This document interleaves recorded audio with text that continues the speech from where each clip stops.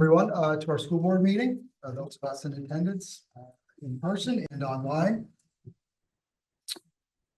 As usual, we'll start with the Pledge of Allegiance. So if everyone could stand.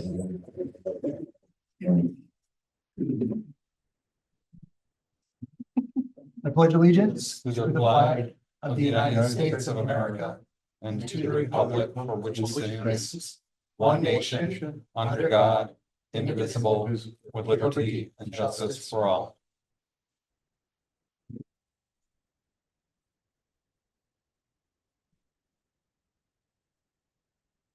Okay, are there any changes to tonight's agenda?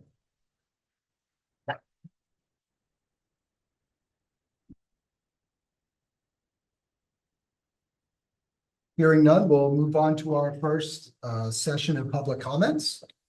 Glad to see people here tonight, and I believe we have a good audience online. Perhaps make public comment. I'll remind you again that public comment is reserved. I think we'll pull up the policy, but just some highlight is reserved for district residents and parents of district students. So if you get the microphone, please say your name, your town of residence. We're certainly interested in hearing feedback. I think where we run into trouble sometimes, just on the guidelines, is when public comments veers towards direct criticism or accusations against district employees. There's a different forum for that. Certainly, those should be directed towards Ruben, and any complaints against Ruben can be directed towards me. But we are interested in hearing some feedback, so I will open to the first session of public comments. And I guess we'll start with those in the room. So if you have a public comment, you can raise your hand, introduce yourself, and we'll go from there. And I just want to add, there is a microphone, and the point of the microphone is not to make your voice louder, but so that it's recorded. Yeah, so just so you know, you're For the people online.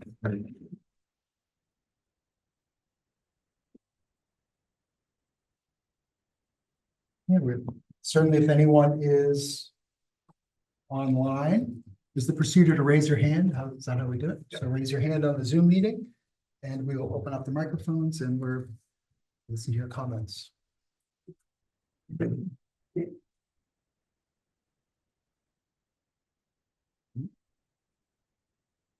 Yep. Oh, we have someone here. If you want, oh, whatever you're comfortable with, as long as you take the microphone, I guess, whatever, however you're comfortable. I guess I'll just address the elephant in the room. I'm sorry, we just need name and. Yeah. name and- I'm sorry, Yeah. Dennis Delisle, Jaffrey. Okay, I guess I'll just address the elephant in the room. Obviously, the incident that happened at the school the other day. Is there some backstory on this kid? Because what I try to preach to my children, and it seems like a lot of the town does too, is talk to your kids. That's the big thing, talk to your kids. From my research, this kid had a history of kind of being a pain in the butt. So why does it kind of seem like this was? It almost seemed like the way it was portrayed, and I get it, social media is a curse. I completely get it.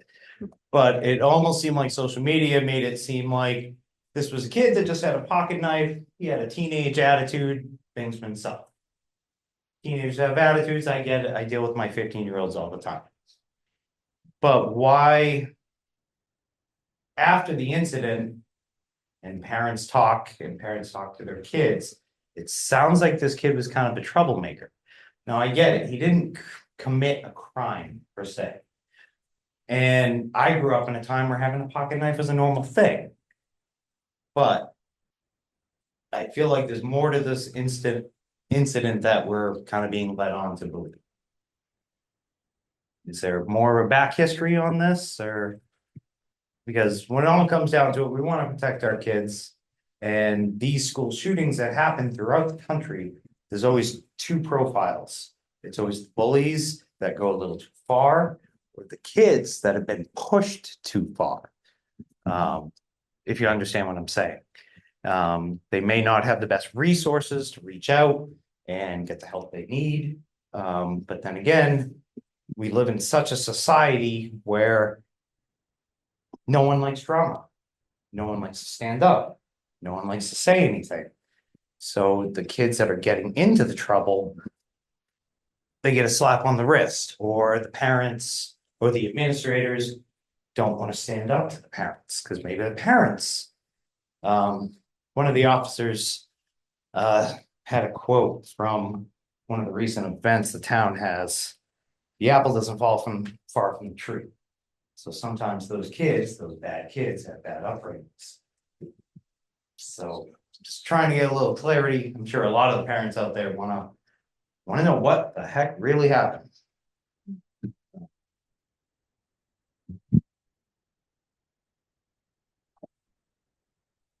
Yeah, thank you. And I do understand that and the need for information. I know that Ruben in the district has released it, and I'll just say that it's difficult to comment publicly on, active disciplinary investigations. Understand. But we do take your concerns seriously as parents ourselves. I think that safety is our number one priority here as a board. So thank you for your input. Are there any other comments online or in the room?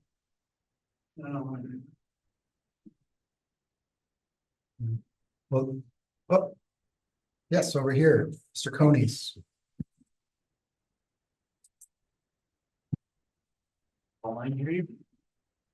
Honey's Ringe.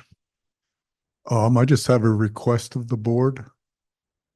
If I could have someone email me the document relating to unexpended fund balance and from last month's meeting. It was not fully available online. It was all cut off and chopped up, so I couldn't see the whole document. Okay. And then the final vote. It was hard to hear the numbers. Okay, thank you. Sounds good. Do you need an email? Someone probably has my I think email we can address. figure it out. Yeah. No. Thank you.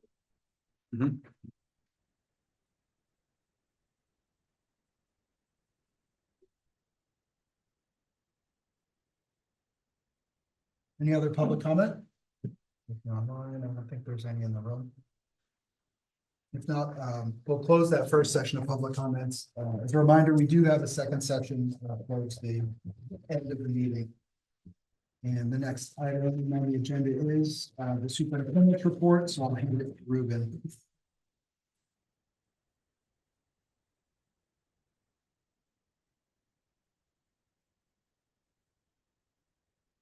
Well, generally speaking, we've had actually a really nice start to this school year, both elementary schools and the middle high school.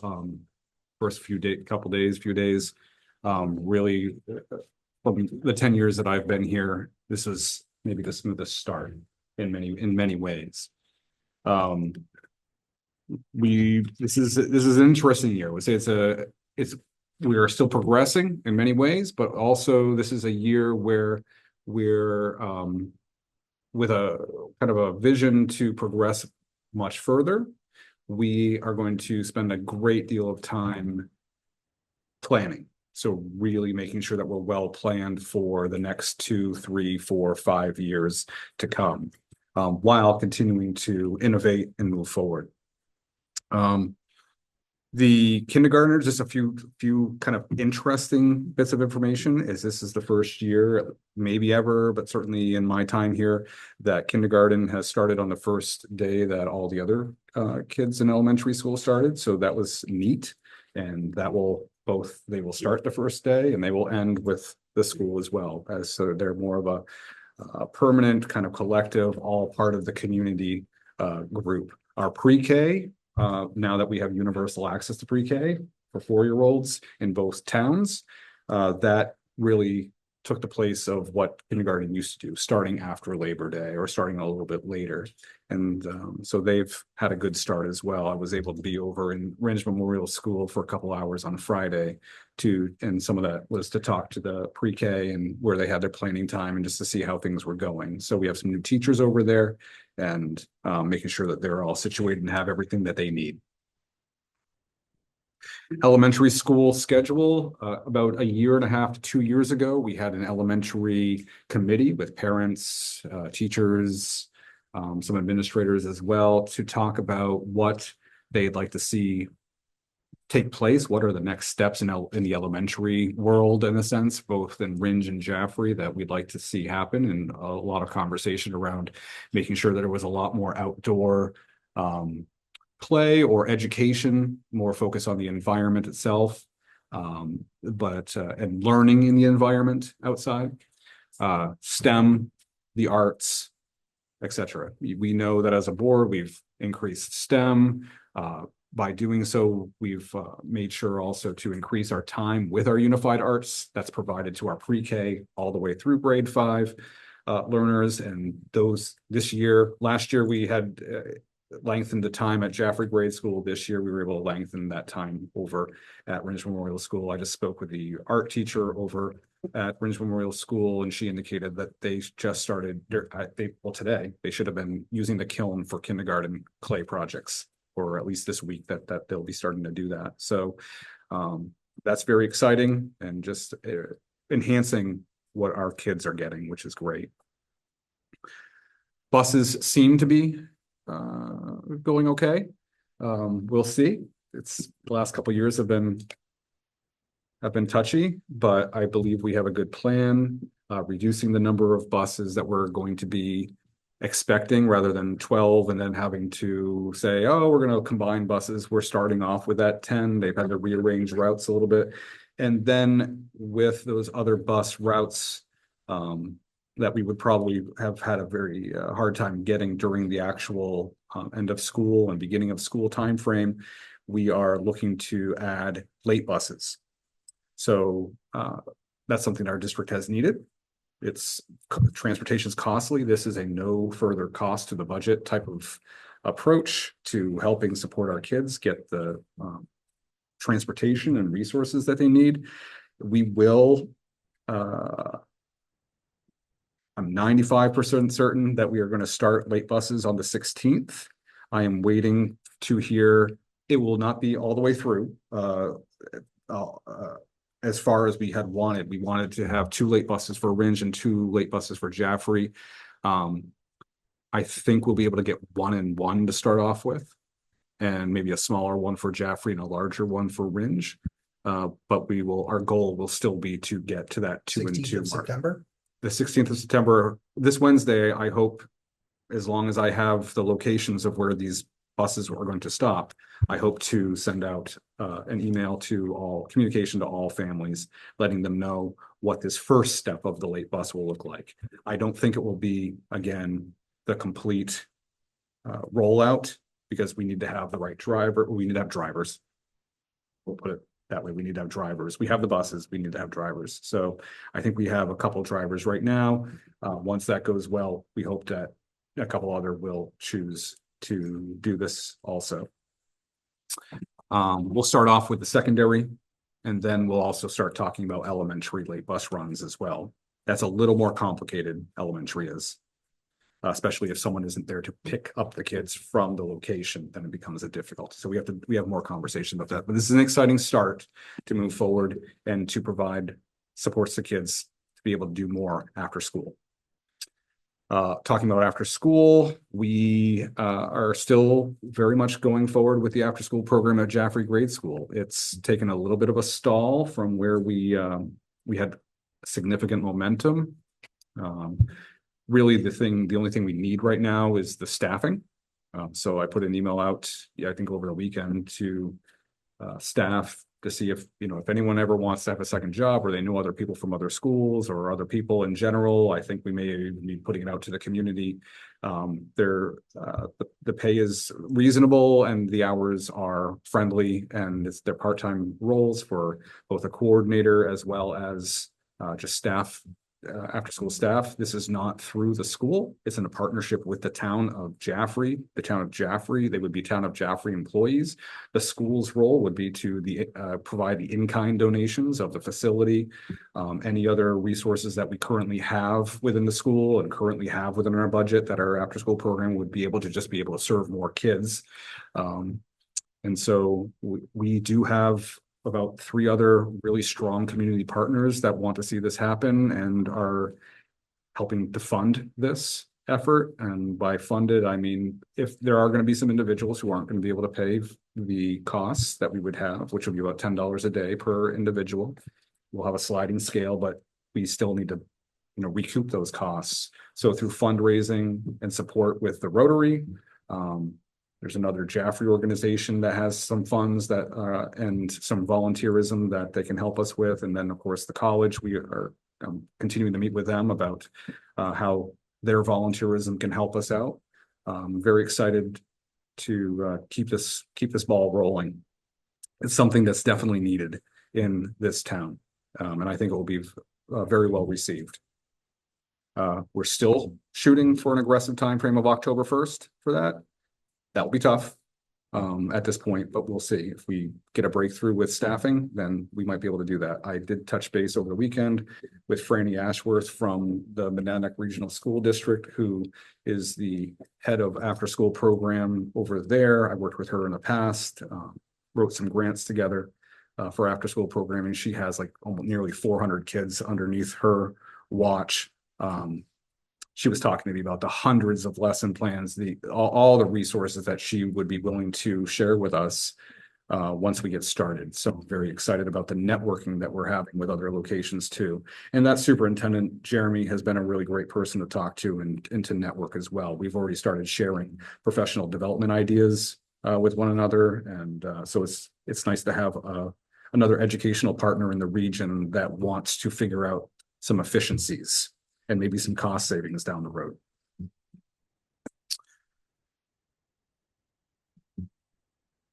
I would say from a staffing standpoint, we talk about that at varying points of the year. We're well staffed in the elementary schools.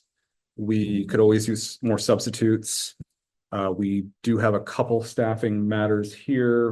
Right before the start of school, we had the new math position. That teacher did resign, and we made sure that everything, was worked out, but that did create a bit of a hardship and some very fast work that needed to be done. The person who did a lot of that fast work is the one who's also taking on the role of the other individual who left a couple of weeks before school for a job in Massachusetts, closer to where he lives, I believe. And that was one of the school counselors in the high school. So we're actively looking for that position, and we'll try to do that through the course of the year. The math one, we might, at this point in time, we certainly don't want to change our schedule for this semester. So we'll have to talk about that and contemplate about the second semester. And then special education, student services, some of what Mr. Coney's talked about money going back. We know that we had almost $800,000 of the, which is not everything. It's closer to 1.8 million that we'll be giving back to offset taxes. Not quite, but close to it. About 800,000 or more of that is because of not being able to hire special education staff last year. And a lot of that work was on the back of the administration in the central office, and they were just busy. And they did a phenomenal job. We're in a better space this year. We're still not completely staffed. We still need to keep on hiring in that area. Student services, special ed is a very difficult certification right now to hire for, but we are in a little bit better, we're in quite a bit of a better position than we have been in the past 2 to 3 years since COVID. And then the last thing I think I'd like to just mention, and I will not be long on this, but it comes up every time. And so I figured I'd share some just recent activity. We are actively pursuing state funds for CTE or career and technical education improvements at this school.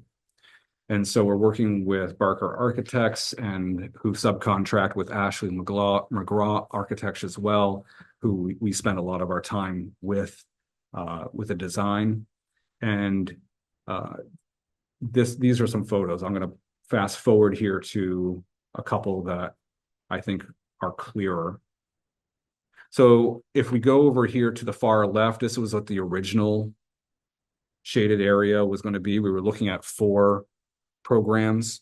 One enhancement of what we already have, and then 3 more programs. Through some community involvement, we did indicate that it was best to reduce that. Finances, interest, a lot of different reasons were brought to the attention when we had those forums with individuals to eliminate one of them. So you can see that in the other 2 categories there was a different slanted view or a diagonal view. So the one in the middle is if we had all 4 programs. The one on the far right is where we are right now with our thinking, which is with 3 programs.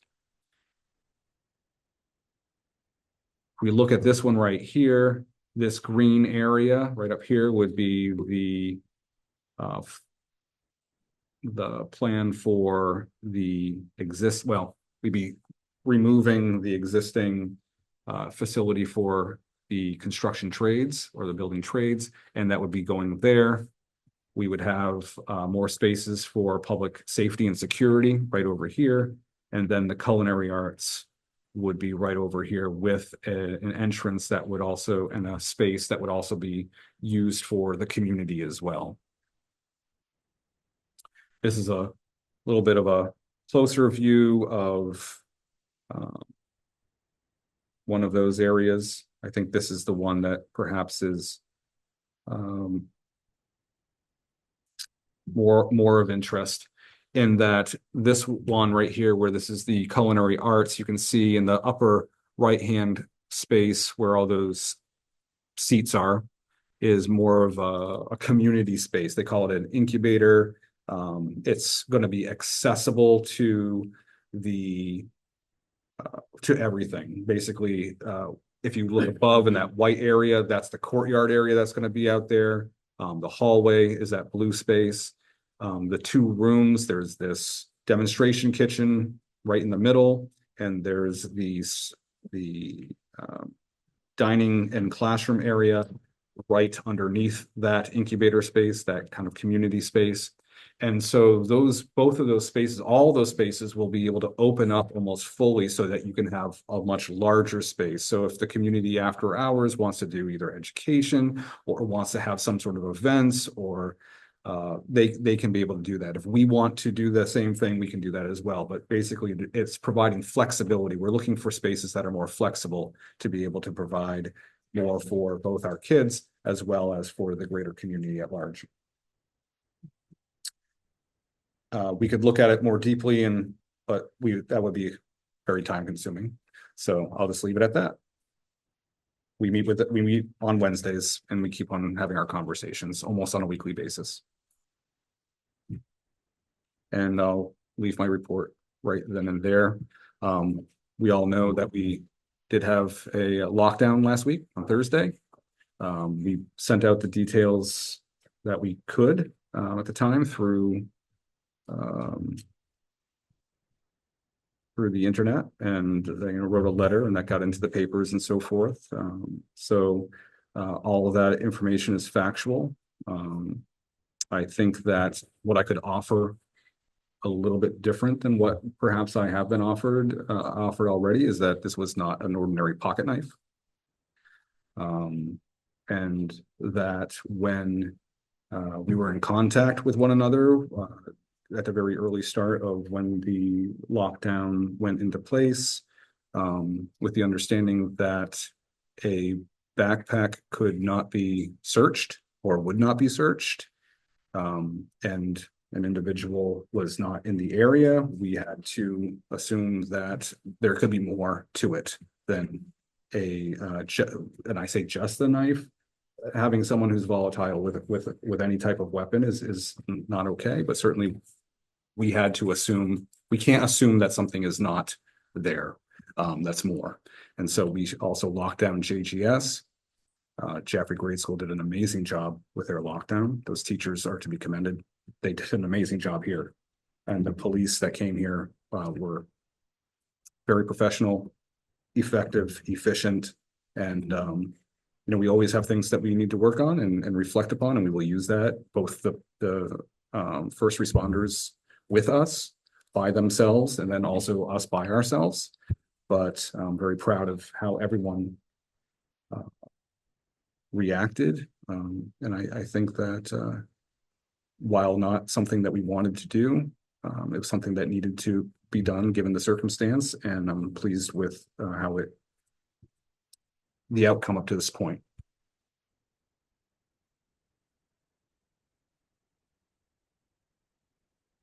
Anyone have any further questions or comments for Ruben from the board? Go ahead, Charlie. Yeah, what's specifically other than the math teacher? Mhm. What teaching positions do we have that are unfilled? And what student services positions do we have either unfilled or being filled by administrators? Mhm. So the big position, so you had the math teacher there. In here at the middle high school, we have a counselor, a school counselor position. That's a pretty hefty position to not have filled. The duties are being covered at this point in time because we have some very skilled and talented individuals who can do that. That's not a long-term solution. But right now, the learners are getting what they need, which is good. And through scheduling and increasing class sizes and so forth, we've been able to handle the math situation fairly well. At the elementary level, I would say specifically as student services, with regard to student services, the greatest need is in the ILC. So the intensive learning center there, a lot of kids, a lot of staff there. We are always looking for more paraprofessionals. So that's important to know. We're in a better space than we've been in a long time, but we still have more that we need. But we were unable to find a teacher through our normal avenues for that position to be the core classroom teacher in that area. So we did a contracted service. That contracted service provider did not start the year, chose to not continue. So we do have Storm Metters, who is one of our coordinators here, was going to work more with RMS anyway, with the preschool over there and with some of the early elementary. She is right now making sure that is running well and functioning. We are still actively searching for that role. That's the most significant one. There are some other spots here and there, but that's the biggest one. So my concern is Mhm. burnout because It's a real concern. does somebody else's job, somebody's got to backfill hers. Yeah. Because, I mean, of the requirements Mhm. of student services. Mhm. I mean, by law, we're required to do things. Yeah. And somebody's got to do them, and if we don't have the people, they still got to be done. So my concern is burnout in that area. If we're backfilling positions. Yeah, and I mean, we talked about this, at budget time and in the springtime, in that we were able to hire someone for at least part-time for some of our out-of-district placements and working with all the schools in that area and also the charter schools. So that's been taken off some of the administration here, which is good because that was some of that was an add-on that we didn't even expect. The charter school work has been a lot heavier than we had thought because we're responsible for all the special ed services over there too. There are several charter schools. And so we have been able to find some other types of solutions to help out, be a little creative that way. But for this particular area, the reason why I mentioned is because we do not have a creative solution for this one, because we have learners with some of the highest It's needs not in that sustainable. area, and it's not sustainable for Storm. No, it's not. No. Go ahead, Um, Lisa. I'd like to piggyback on Charlie's. Would it be possible to see a side by side of here are the positions we budgeted for, like this is what we had hoped for coming into this year, and this is where we have completed those fillings and where we have gaps. So just seeing a side by side, like here's special education and here's high school and elementary teachers and all, just see a full kind of accounting side by side of what we're kind of missing. Yeah. I think that would just help. There's so many moving pieces. There are a lot of moving pieces. Yep. Yeah. So I And think and I that's- know that's in flux, like it would have to be a snapshot of right now, Yeah. and then tomorrow it changes, but Sure. as we're heading. Well, we can into- throw a date on it, and then if it changes, we can then put a different date on it, right? So, And the second thing that I would like to ask is, these are becoming so much more detailed and more helpful.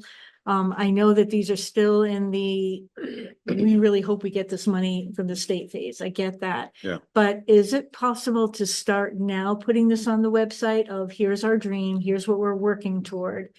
And start getting the community excited about it, so that, again, as we're heading into budget season, they can see, this is an emphasis we're trying for. I think that these are very powerful Mhm. graphs and images, and just to see it so realistically, Yeah. this is more detailed than I've ever seen it, and Mhm. and I know you're meeting every single Wednesday Yeah. to get them more and more detailed and get all the pieces in place. But I think, I don't know if it's precipitous to do that. I don't know if that would I cause think- more grief, but no, I think we're getting to the point, a month ago, I would say I wouldn't want to, because I felt there was too much that was up in the air. I think things are coming to be a little more concrete and consistently we're agreeing how to move forward, which is nice. And so that's good. So as these become a little more, like, this is a little closer to the reality of what we hope to bring about, I think that we can definitely start putting these out there. When it looked something very, different, and, what we don't want is, oh, this is not what we saw, this is not what you were showing us, and we want to make sure that we're giving the right information out. But we're getting closer to, I think, feeling this is the proposal we can bring back to the commissioner and to the legislature in December. and when? December, yeah, we'll have a different legislature than what's currently there right now. We'll see how it goes for those in the public. We're part of a collaborative, really, of in this area with Conval and Messinic. We are the last group, along with Milford, I believe it is, to have.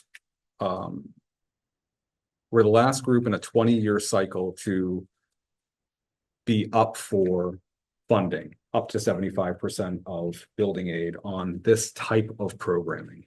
And that's, for New Hampshire, that's very good.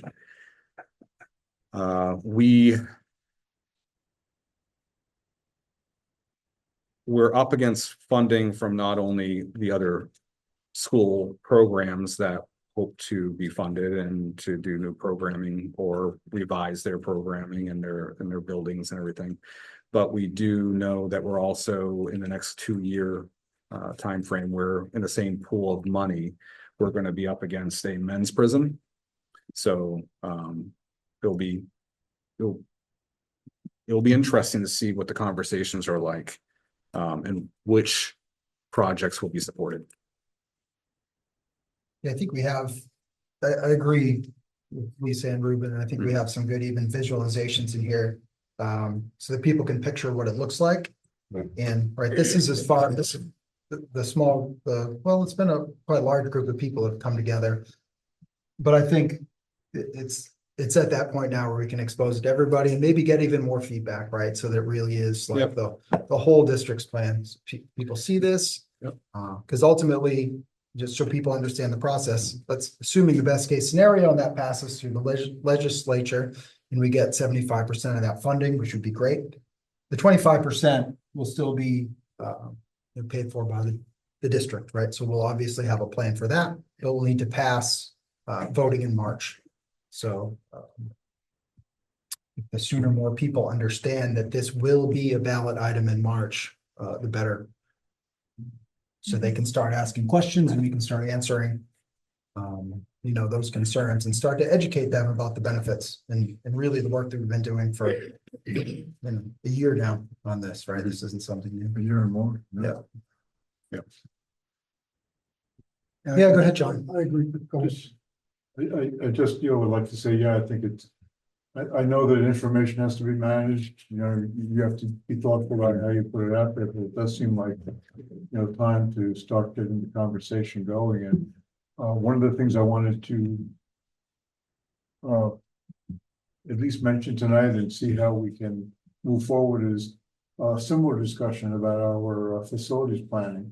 We did meet in mid-August to try to initiate some planning to manage the assets that these 4 buildings represent and give thought to our priorities and also to our methodology for capital planning, capital improvement planning.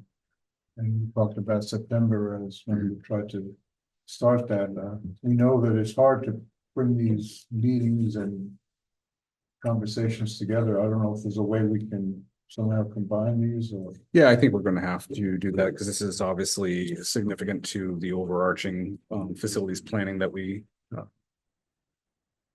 were discussing, and just that's what I think I led off. This is a year of, yes, we're gonna continue to innovate, but we've got to really also step back a little bit and do some serious planning so that we're successful with those innovations and then having the infrastructure to be able to continue to do so much more. Even tonight, I mean, we were going to have a lot, several more presentations on this year's goals and plans and stuff like that. We said, well, we have so much going on and they're going to be great. It's going to be wonderful information. I said, let's just have David. Let's just focus on one school tonight. Next time you'll get probably both elementary schools. They're ready to go, but depending on, maybe we need to split it up even more, but we have so much that we are doing to make sure that we are guaranteeing our success. But there's a lot of information you need to know. And then for your purposes of what you're saying is, yeah, and we have to engage the community in the development, the creation of what we're trying to do going forward. This is a community building. This is a community and, school. And we want everyone to be proud of what's going on. Yeah, and I think I can say that a lot of thought towards that, right? Developing this as a community effort has gone into the design of it. And if we don't get that out there and show the community how it can be used and how it's useful to them, then that's all kind of wasted effort, on our part. Mm-hmm. In our first old school, in a sense, mailed out newsletter, which will have some of this information in, among other things as well, should go out by the end of September, early October. Yeah. Yeah. And I always think that I don't know what the opportunity will be, but the open houses, right? When we get parents in here, even if it's a simple display, right? Yep. I mean, those could be our biggest advocates, surrogates, if you will, in the community. Because they're probably going to get the most immediate value out of it. And that supportive audience, I think, would be great. Don't forget the polling places in November. A lot of people going through there. Yep. It's very easy to set up a little something in the forum, Yeah, that's a good idea. foyer at RMS or in Pratt, I imagine, and just explain it to people. If they walk through, they have questions, you can talk to them. The biggest question is gonna be why, Yep. What's the need? What are we trying to fulfill?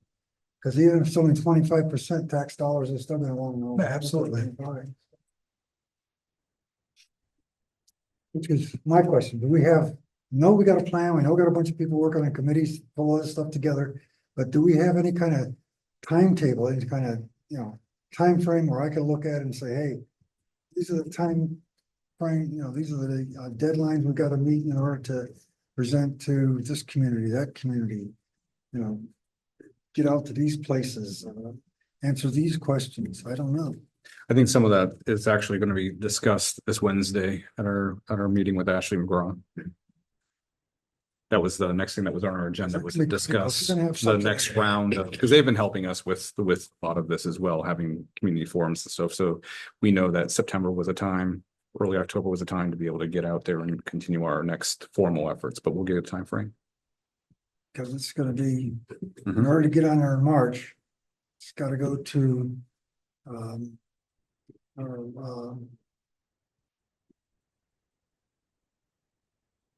it's got to be. Yeah, we wrap it up in January.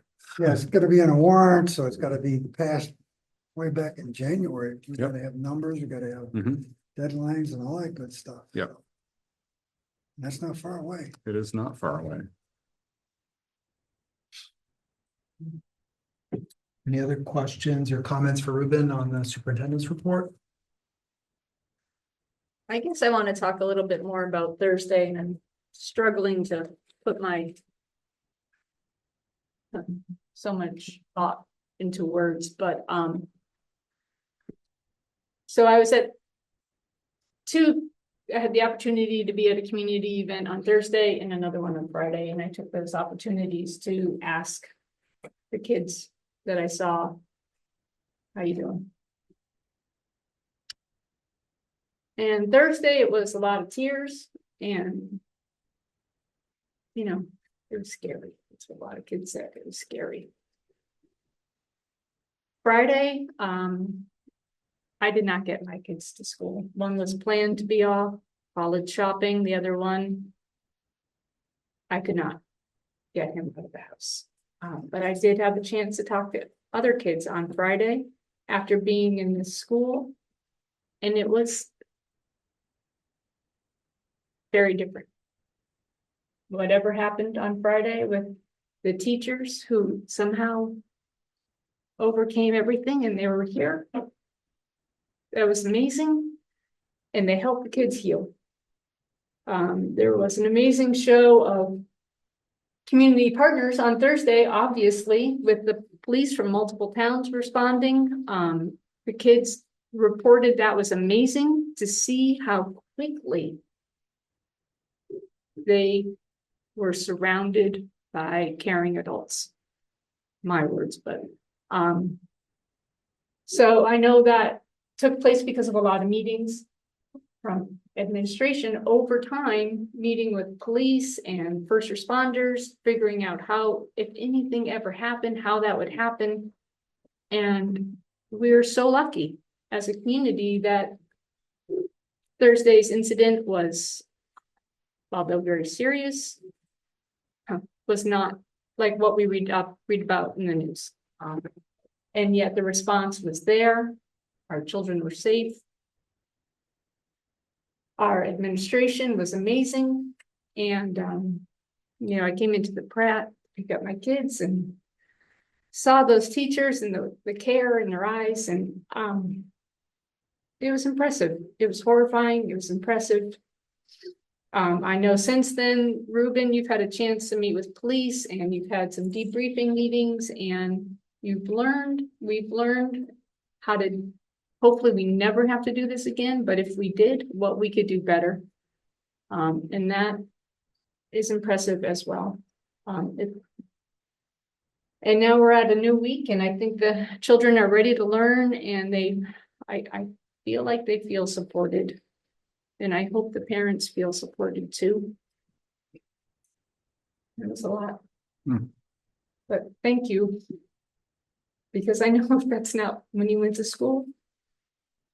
To be a principal, to be a teacher, to be a principal, that's not what you were thinking about happening. Thank you. Thank you, Christine. Well, and if I may, Yeah. also, I don't want to embarrass anyone, but David, who is here tonight, he'll speak later on tonight about academics and behavior and plans and just a lot of great things that we're so proud of.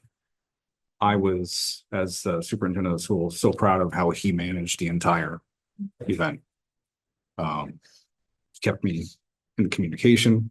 I certainly wasn't in a location that I could, help support. He was able from the very beginning, made the right decisions, made sure that JGS was put on lockdown, made sure that RMS was communicated, made sure that this was all dealt with. And he did with the incident command that we had rehearsed. And he in particular had made sure that the professional development had over the last 2 years with the fire and police department, local PD, all went on without a hitch with the communication.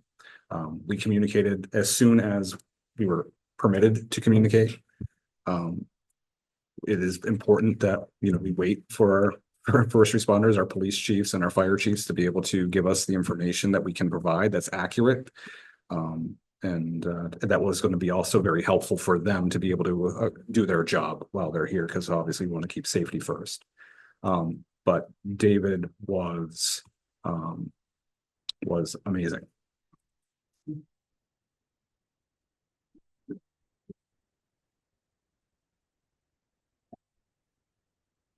Anybody else? No, I appreciate everyone speaking on that. I think Christine, you certainly summed up, you know, my feelings as well. And I think a lot of other members on the board, and just the debt of gratitude that, you know, we feel to everyone who, you know, performed so admirably in that day, down to and including the kids, right? Who are there for each other, for sure. And who, as you said, rebounded the next day, like the kind of resilient young people that they are. So it's all very impressive.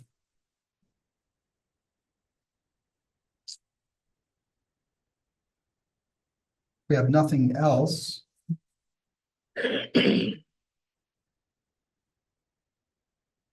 Open, and we'll go to the consent agenda. Gosh.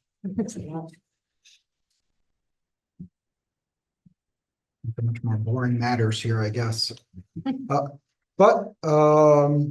we must go. So the consent agenda, we have the manifests, a donation of $750 from the Jaffrey Ringe Educational Foundation to cover the cost of the teacher luncheon. I think that's probably from the beginning of the year. A number of para nominations coming in, an internal transfer, a few coaches, the resignation of the math teacher that Lee Rubin spoke about in his superintendent statement.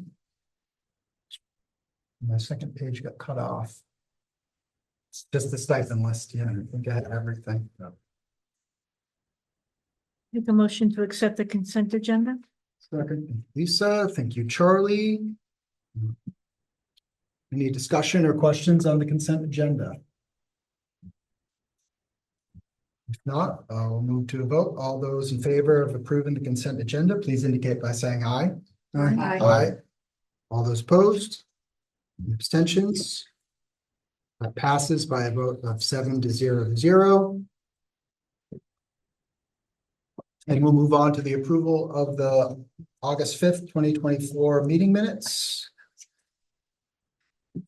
Okay. Let's just go one at a time, I guess. Yeah, if you could open it up, see who's there. Okay, I'll make a motion to approve the mission. Thank you. August 5, 2024 minutes. Thank you, Charlie. A second. A second. Thank you, Sandy, with a second. Any questions or discussion on these minutes? If not, we'll move to a vote. All those in favor of the August 5th, 2020, approving the August 5th, 2024 Jaffrey Ringe Cooperative School District School Board minutes, please indicate by saying aye. Aye. Aye. All those opposed? Abstentions? Aye. That passes by a vote of 6-0 to 1. And we'll move to the approval of the August 19th school board minutes. Make a motion to approve the August 19, 2024 minutes. Thank you, Charlie. Can I get a second? I'll second. Thank you, Christine. Any questions or discussions on the August 19th minutes?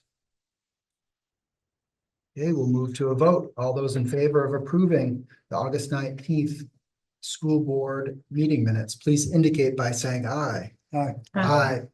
All those opposed? And abstentions? Aye. Those are approved by a vote of 6-0 to 1.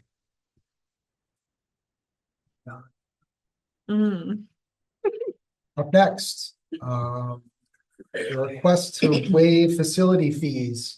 We have 3 of them on here, one for Ringe Recreation Department, youth basketball, open gyms, the Jaffrey Cub Scouts, Pack 33 for the JGS gym, and the Ringe Recreation Department, again for the RMS gym through the end, from November through the end of the year. Is the Jaffrey Cub Scouts, is that just a one-day thing or is we just missing the beginning? Just says December 19th. I don't know. I would assume it would be just the December 19th. I think it is what it states. I mean, they have often done events that were like, I don't know if it was like a Pinewood Wood Derby or something of that nature. I'm not sure that's what this is. But I think if we want to move forward with this date, we can always look back to see if there were other dates as well. Okay.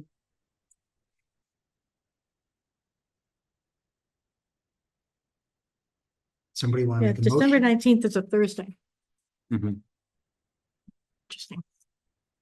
Is there a way to check Frevo to see if, like, is somebody available, Ruben or David, to, or somebody online to just double check that that's not a typo? Would you mind? Yeah. This at beginning and start. Yeah. dates. That is odd, and it's not a Saturday like meet, it's, No. that's a good catch. Mhm. Want to know what we're approving. We'll take a look at one location.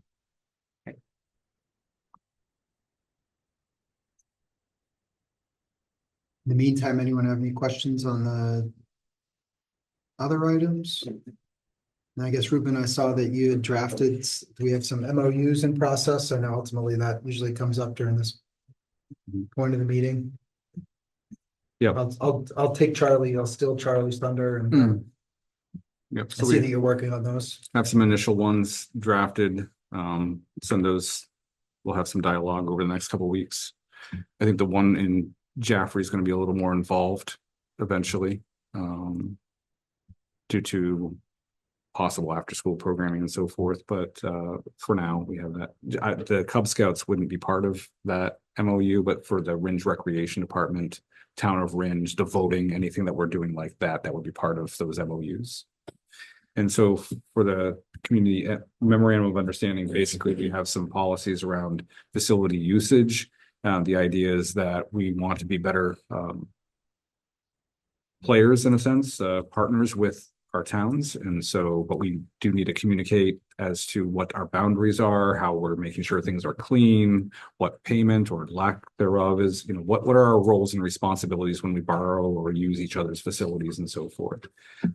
So that's what that's about. What types of insurance do we have to have? What types of insurance do they need to have? All these are the things that we agree to come together and make sure that we have in place. Who has access to the facility? How many fobs or keys do we hand out? Do we know, in the past, we know that several people have had access to facilities. That's not a thing that we can do. So we have to make sure that certain types of fingerprinting is all that's laid out in those draft memorandum of understandings. We'll go back and forth because I'm sure some of the language is not necessarily agreeable at this point in time. So we'll go back and forth with that and we'll bring it to the school board. Meanwhile, it was sent also to you so that you could read it over and also send me suggestions as to what to include. Some of you have more understanding of what is needed for instance, the voting days. I put in a specific time frame that the school would be available. Maybe it needs to be a little different. Or is there something else that we're missing when it comes to those sorts of things that we are not putting in there, like about cleaning the facility, about payment, about anything of that nature? We can put those bullet points in as early. So, there's some questions. Sure. Did you find it? Is the draft MOU going to Ringe yet? It did not today, no. When do you anticipate it going? I plan on sending it out by tomorrow or Wednesday. It all depends. I mean, if you want to give me some feedback prior to, I can change what I would be sending them. Well, if you get any feedback, it'll be tomorrow. Okay. So I will look at it and give you Sure, feedback. sure. It looked like a pretty good MOU from our perspective. Yeah. All right, we need to get more from their perspective. Because I know that some of their concerns are responsiveness and Mhm. commitments ahead of time, things of that Yep. nature. So we'll have to work those out, but I think it's a good draft. And I'm really pleased that we're getting that far. Yep. Okay, so if I have any comments to put on it. Mhm. There's a lot of legalese in there, but I guess it has to be. Well, toward the end, yeah. But anyways, I'll get in my comments to you tomorrow. So we can get them over to Ringe and get them started on their end of things. And saying, gee, what is it that we want out of an MOU? Yeah. Okay. Exactly.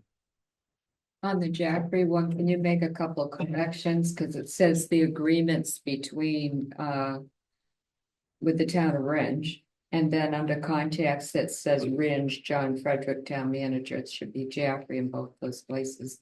Okay. Yeah, and there's also one, this FPU. Yeah, I had used, 'Cause I would imagine that the MOU comes from something. yeah, oh, yeah, yeah, yeah. I used, we put together our Philip, FPU yeah. one, and so I used the pieces of that to go forward, so we can change those. Yep. So yeah, we need to get it there quickly so we can Okay. stop doing this waiver stuff. Well, although you stated, you guys, not, maybe not waivers, but you said you've wanted to see how the facilities are being used. Mhm. Yep. So you can also think about that too. I'll make a motion to accept the waive of facility fees for the Ringe Recreation Department for their dates for youth basketball open gyms. Jaffrey Cub Scout Pack 33 for the December 19th date, not assuming that they are doing a long-term thing and have them come back or do an MOU if they're doing extended. And Ringe Rec Department for adult pickup basketball for their dates. Thank you, Lisa. Second. Thank you, John. Any further discussion? We'll move to a vote. All those in favor of approving the waiver of the facility fees, please indicate by saying aye. Aye. All those opposed and abstentions? That passes 7-0. Then we'll move on to action items. Number 8 is the revised school board calendar and revised district calendar to comply with the new state law taking effect that dictates exactly what we call each holiday. So really, there's nothing changing on the schedule here. I believe this one in particular just changes, I don't know what it said before, maybe Martin Luther King Jr. Day, but now it's the specific language in the legislation is Martin Luther King Jr. Civil Rights Day. That's the only change. And if you could bring up the other calendar. This one here, I know amongst the changes is to be sure that the 14th, Columbus Day is called Columbus Day. And then the Martin Luther King Day is probably indicated the same in January, right? Martin Luther King Jr. Civil Rights Day. Those were the two changes. Those are the two changes to the calendar. No dates have changed. And again, this is to comply with recently passed legislation that says we must comply by tomorrow, I believe. So, Charlie? I'll make a motion to approve the revised school board calendar and the revised district calendar. As presented. Thank you, Charlie. I'll second. Thank you, Kim. Any discussion or comments? Okay,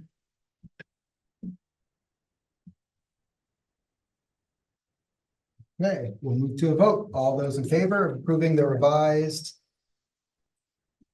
school board and district calendars, please indicate by saying aye. Aye. Aye. Aye. All those opposed? Abstentions? Passes by 7-0. Next up, acceptance of foreign exchange student. Not sure who's going to talk to this one. We have another opportunity Okay, to have an individual sophomore come to our school. He's ready to go. Spoke with the individual who he would be staying with. She's a teacher or a employee of our school district. And she's very excited about this, said that he's very excited if it passes through tonight, a little nervous because it isn't done deal. And that individual will be if you were to allow him to be here this year, he would be our second individual exchange student. I think second from Spain, correct? Yep. So, I don't know, is it okay to ask David if he has anything he'd like to add to this, what about his recommendation on this? Yeah, I don't know. I think we've had, opportunity to review the application, so certainly nothing objectionable in there, but certainly if someone has something to add to support the case, I'd welcome them to do that. Just reiterating what I said the last time, that it's a great opportunity to have different cultures represented. Our students here always appreciate getting to connect with kids from other countries. The other individual who's already here from actually Madrid, heard that we might get another student from Madrid. He was very excited. He said that would help his time here as well, but it's just, especially when we have somebody who's strong academically and really could add to the school culture, I think it's always a great opportunity to have them come on over. Very We good. don't always have host families, and we have two, right now that are kind of ready to go, so.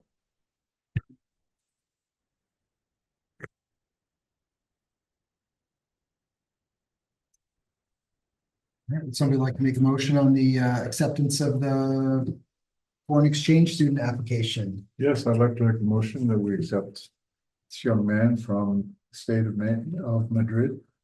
For the remainder of the school year. Is that right, Dave? I think he is 10 months. Yeah, he's the rest of the school year. Yep. Great, thank you, John. I'll second. Thank you, Christine. Any further questions or discussion?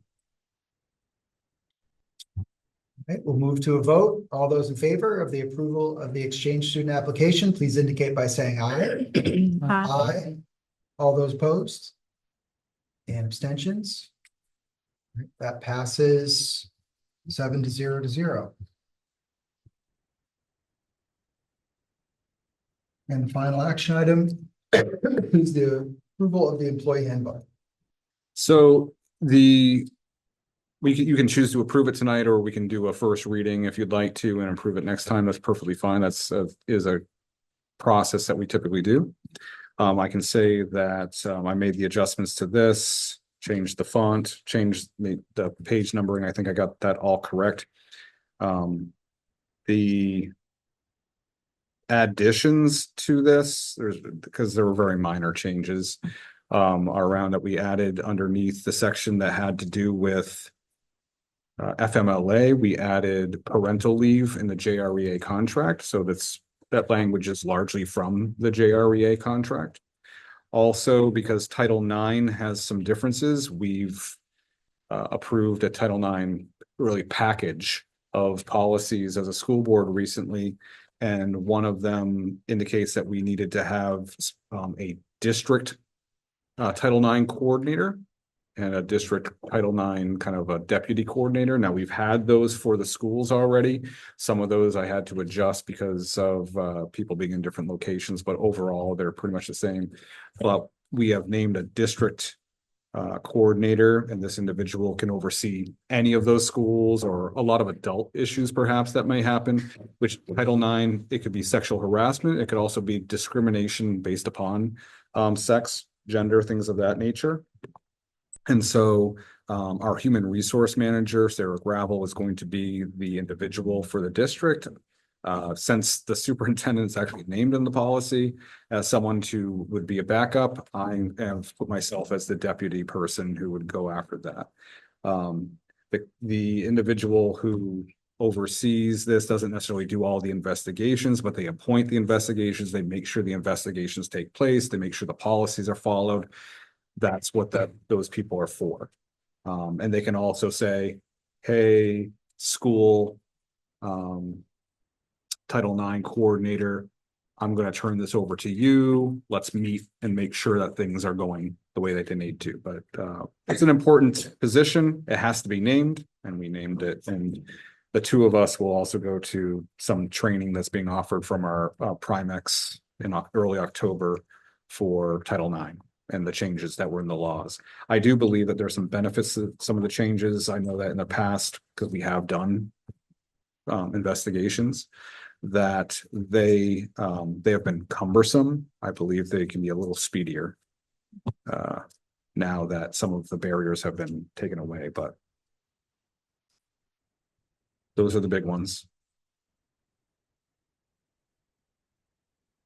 Yeah, I guess I'll leave it to the board. I don't know how many of us had time to go through it. I know it's largely unchanged, but, we can decide whether we'd like to have this be a first reading and approve it, next meeting or approve it today.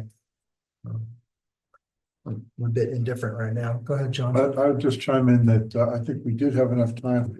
However, I didn't have enough time personally because of other things going on. And I do think this is kind of important. So I guess I would make a commitment that if we postpone it till the next meeting, that I would go through it with a little more care. I think that sounds reasonable. Yep. And I guess while we're here, does anybody have any specific questions? Right now that Ruben could answer? Feel like a broken record. The links don't work because the policies, because the wiki is not accessible in district. I'm really confused as to why this hasn't been, like, if you click on any of the links, you can't get to them. When you go to the website in district, you can't open up any of the policies. So I guess I'd like to hang on to this at least until we can actually look at the policies it's referring to. Done. I'm really not pleased that that's still out. Yeah, the wiki worked when I worked on this. So that's what I can say. We do know that that's been up and down that's, certainly not something I personally can fix, but we do know that we have a desire to go to a different platform altogether. And that will need to be planned to happen starting this year. Thank you. I'm just like, when you go to it now, Lisa, does it work? I'm just curious. I mean, I will also say I worked on it outside of the district when I was doing this, so I don't know if I that, don't know if I have had times when I have not been able to access it while internal to the district. That's the district policy site. Yeah. I know, but What have you got? it's working on everyone else's computers at some point. Might be like a configuration. Yeah, so wiki SC 47. It's working. It's not working on Lisa's computer, but it seems to be working on at least mine. It works on mine too. Where did you get in? I've got it on. I clicked on the links, Yeah, clicked on which link. So I'm doing it from the district. just in the policy, and I'm clicking on links like you said. Yeah, It's right to it. Yeah, I clicked on that. yeah, I get anything. I've never had a So problem it's just with me. it. It's been very consistently off. But if you click on, and then if you click on the links in the handbook, do they work? Yeah. Good. They don't. They're them.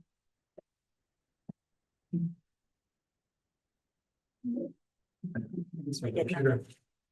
It might be your computer. I. Maybe. No. This amazes me. Can you tell me? When do all of our employees have all these times to take all this required training? Well, This says every employee is gonna be trained in, use of restraints and seclusion. When do they have time to do that?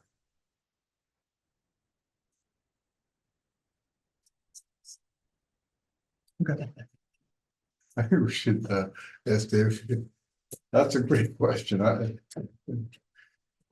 you asking me specifically? No, I was asking the superintendent. Because. When do we have time? When do we have time? Yeah, It it's, says they gotta do this. yeah, no, it's really, so the answer is it's really very difficult. We spend a lot of time trying to figure out how to do all the professional development because those are the items that we need to do. There's more than that, by the way, that we need to Oh, do as absolutely. well. And and that's not helping the district necessarily progress. That's just keeping us safe and doing what we need to do, so we can respond to emergencies and things of that nature. So yeah, I mean, we get really creative with our professional development. We give them time in the beginning of the school year to do this. Sometimes it's in staff meetings as well. We have to do annual suicide prevention training, and so that happens. We've done it, I think, in different ways every single year, trying to find what really is the best strategy. And so it's necessary as well. Plus, of course, we've talked about extensively, and I kicked it out of my superintendent's report because we were getting long, but we have like professional development tomorrow, the second big one on K-8 literacy implementation with wit and wisdom. So I mean, we have to have time for all of that. It's a challenge, but we're doing it. No, it's just It's mind-boggling to me. mind-boggling. The stuff that we expect, as a parent, we look at it and say, hey, my kids being taught by a teacher, the teacher's in the room, and my kids learn, and that's what's important, but when does the teacher have time to do that after doing all this other stuff? I don't know. We have done a nice job. We've got a great staff.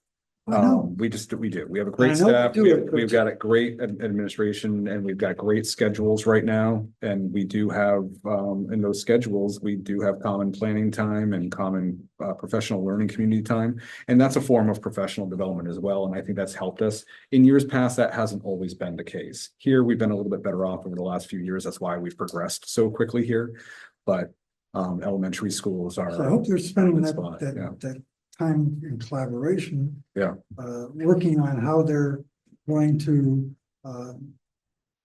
solve the educational needs of their classmates, their children. Yeah. Their learners.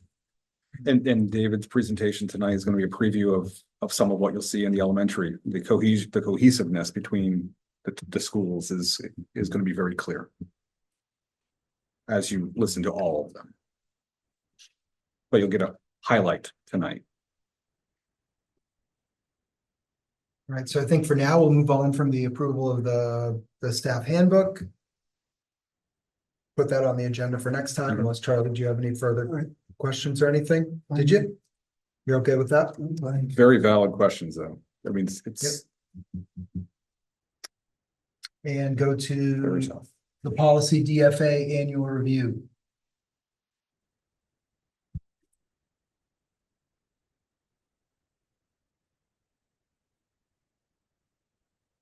Seems to be the investments policy that I'm Yep. assuming we need to approve. Yeah, by law, Yearly? it's just something that we need to every year accept. If there were some changes to this, we would have been working on that with our auditors, I'm sure, and Carrie would have been doing this, but we did this a year ago last year, and so this is something we have to do every single year, and it's our investments policy. I'll make a motion to approve policy DFA investments. I second it. Thank you, Charlie. Thank you, Sandy. Any questions or comments? Charlie, you said for first reading, is that right? Or just just skip first? We've got to approve it anyway. We do. I'd kind of like to do a first reading. I'd like to just check the New Hampshire School Board Association policy just to make sure there wasn't an update. I don't know how many times we've been just kind of rolling it over at this point. So if I could just take those 2 weeks to take a peek. Put this in, that's right. Sorry, what? So I think Curie was the one who wanted this policy, so I'm okay. Yeah, Get a second reading in, as long as it's not time critical. it seems just worth making sure that there is an updated thing. It's pretty much At boilerplate. least I don't want the Based on auditors the coming RSA. after us. Yeah, we can move that to next meeting as well. Well, I mean, I will also say that we have some auditors coming in this coming week. And so while I have not had a very specific conversation with Carrie about the time frame necessary, would it be okay for the board to approve it tonight with the understanding that we'll look at it, and if we need to change it, we can approve it again? Okay. Would that be a possibility? Go with that. Sounds good. This won't be different than what we're currently doing, so we're not changing anything here. So I'll keep my motion. All right. I'll keep my Charlie, second. Charlie's made a motion, Sandy's made a second. We've had a discussion and if there's no further discussion, we'll move to a vote. All those in favor of approving a policy DFA, please indicate by saying aye. Aye. All those opposed? Abstentions? That passes by a vote of 7-0.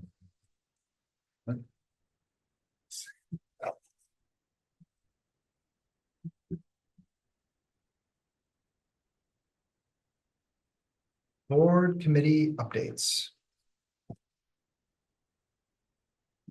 Where should we start? You ready to start, John? Facilities has not met and I think we don't really have any new at Okay. this time.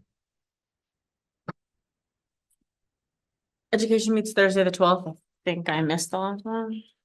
Unless you didn't have it. I've been gone for a while.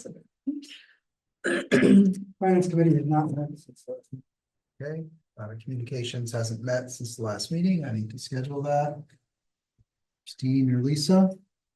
No. No. All right, that was a quick section. So I think next meeting we'll have some board committee updates. But for now, we'll move on to the CMHS. Oh, Charlie, you got something else? Yeah, I just wanted to say, because it looked like there were some confused faces. We have subcommittees. They meet monthly. The school board meets twice a month, so we report out on committee activities right after at the school board after the committee date. As opposed to like right now, we haven't met since the last school board meeting. So nothing.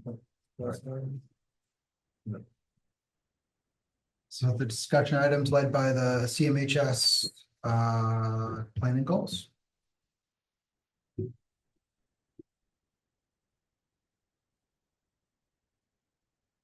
Okay, so I have just a brief presentation and then I can walk the board through One our quick- working documents. Do you think we want to give you a mic? Oh. Yep.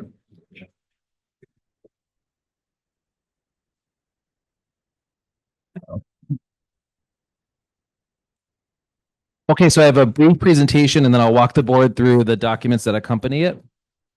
And I'll start by saying that coming off of last year where we had a lot of success in many areas of academics, we saw the middle school ELA scores approach, they're just under 50% at level 3 or above school wide.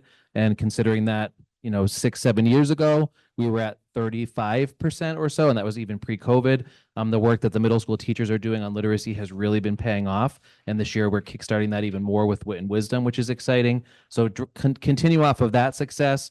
At the high school level, our AP participation remains steady, but the average score increased to above a 3 overall, and 3 is considered passing.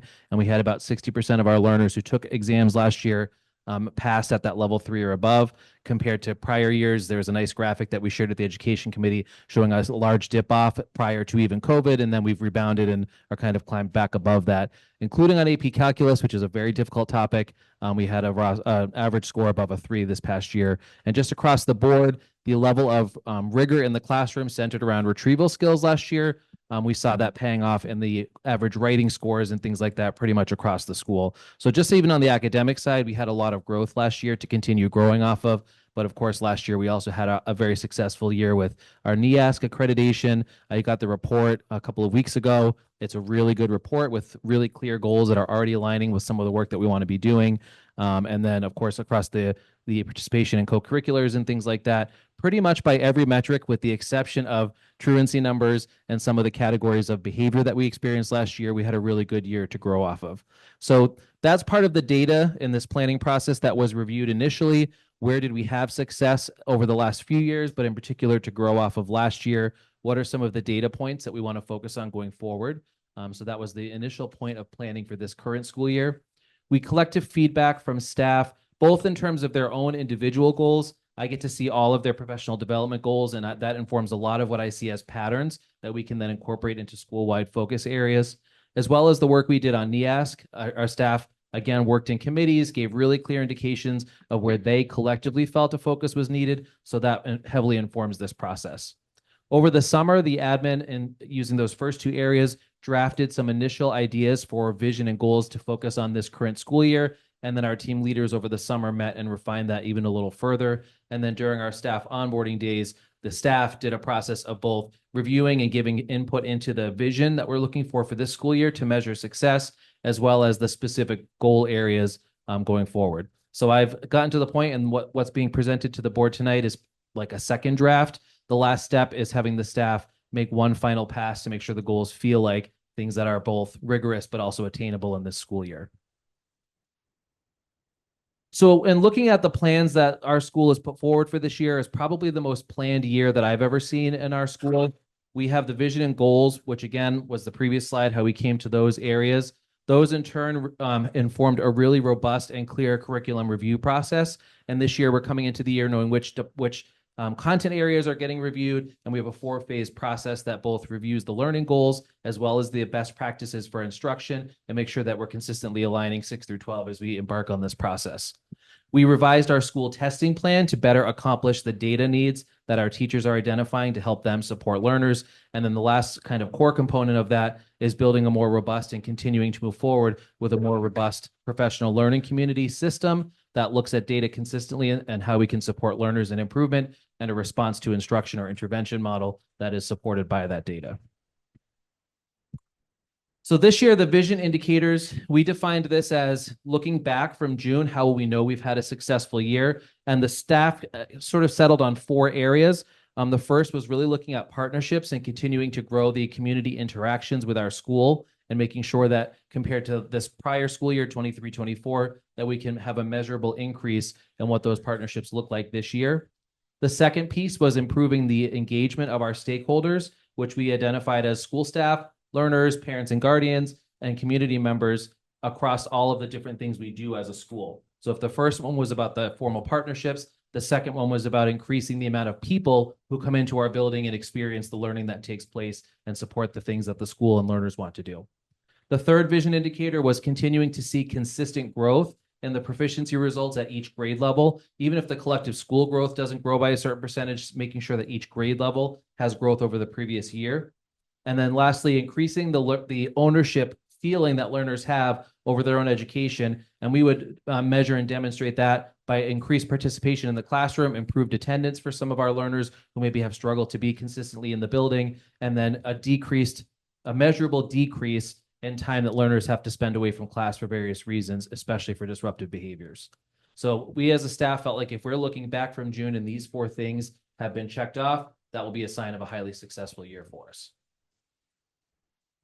We then had 4 goal strands that kind of supported how these visions can be achieved. And I didn't put it up here, but it's one of the documents I shared with the board drills down into how these can be accomplished.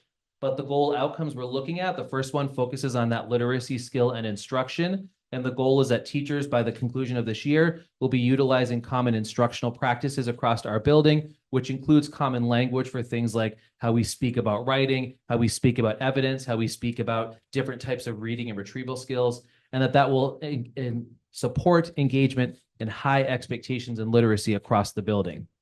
So we're looking at every grade, every teacher, by the end of the year, having that consistent toolbox to support high levels of learning in literacy. And obviously, wit and wisdom is driving a lot of that piece. The second is an improvement specifically in middle school math. That's been a focus area for a couple of years. And this year, we're really emphasizing driving up the amount of learners who exit the middle school with strong math skills. And part of that this year is the complete rollout of the Eureka Math program with lots of training and support for the middle school math teachers. But we're aiming for at least a 10% increase in proficiency measured at meaning level 3 or above, as measured on SAS at the end of the school year from where we start the school year this year. The third strand is multi-tiered systems of support for behavior. And our goal is that learner behaviors and time away from class are reduced by at least 10% through an increase in prevention and education across all of our middle and high school grade levels. And again, each of these is drilled down a lot deeper in the document that's attached in the board agenda. And the last is that response to intervention or instruction model. We've been really consistent about growing our professional learning communities. Last year, we added a time period in the middle school every day for learners to get support. Now that this year, the focus is bringing those 2 pieces together. And the goal will be that we implement consistent professional learning community processes across our building that support that RTI for all learners who need it across grades 6 through 12. This is just a really quick capturing of that intersection of professional learning communities and RTI, which is again, what we're focusing on this year is bringing those two pieces together. A PLC serves really two purposes. One is reviewing data and asking questions about what that data supports or shows about the needs of learners with specific skills or content knowledge. And from that data, making decisions about who needs intervention, meaning specific instruction on specific skills, or perhaps who needs extension, meaning they've already mastered things and we need to push them a little bit further. And the second job of a PLC is to constantly be evaluating together their instruction and assessment practices so that they can learn together and improve their practices together. So our PLCs have been really good at the second point. That's where we've focused as we created them. Last year and this year, we're focusing more on adding that first piece with the data review and RTI. And our team leaders spent some time this year. Middle school kind of has it made with RTI because we have the tool that the district uses, Ames Web Plus, which captures really great benchmarking data. It captures ongoing data with very specific skills so teachers can see how their interventions are working. And we have a particular RTI period that all of the grade level teachers share so they can divide learners out based on their needs and really provide instruction. High schools are always notoriously difficult to build actual RTI systems. Obviously, the learners are in specific content classes during the day, but there's no common time that typically can be captured for each grade level. Our team leaders worked on this problem this summer. We had 2 days that we worked with them on both data skills, but also thinking about RTI in particular at the high school. And we came up with a model of using some of our after school meeting sessions instead of having meetings with other adults, using those to provide RTI based on very specific needs for learners. And for this first go around, we'll be looking at combining some of our UA teachers who don't yet have a pre-assessment tool that they could use to really work with the core teachers. But tomorrow at our PD day, we'll be fleshing that piece out a bit more. So that's kind of the overview of our focus areas for this year. And then we can go through the documents that I attached, and I can just walk the board through those and answer any questions.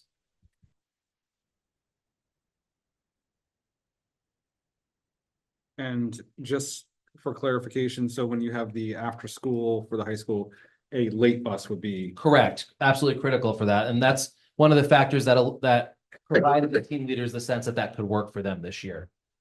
So this is the more fleshed out document. So you can see like on our first goal, so the vision indicators and helped us to create the goals that would reach those vision indicators. And then if you scroll down a bit more, you can see that there's some trainings built in, some processes that would need support. With Wit and Wisdom, you can't just throw a program at a bunch of teachers and say, figure it out. They need both training to understand the program, which was the launch training that we did. And for all of the non-ELA teachers, they participated in a shorter capsule training that helped them understand the program.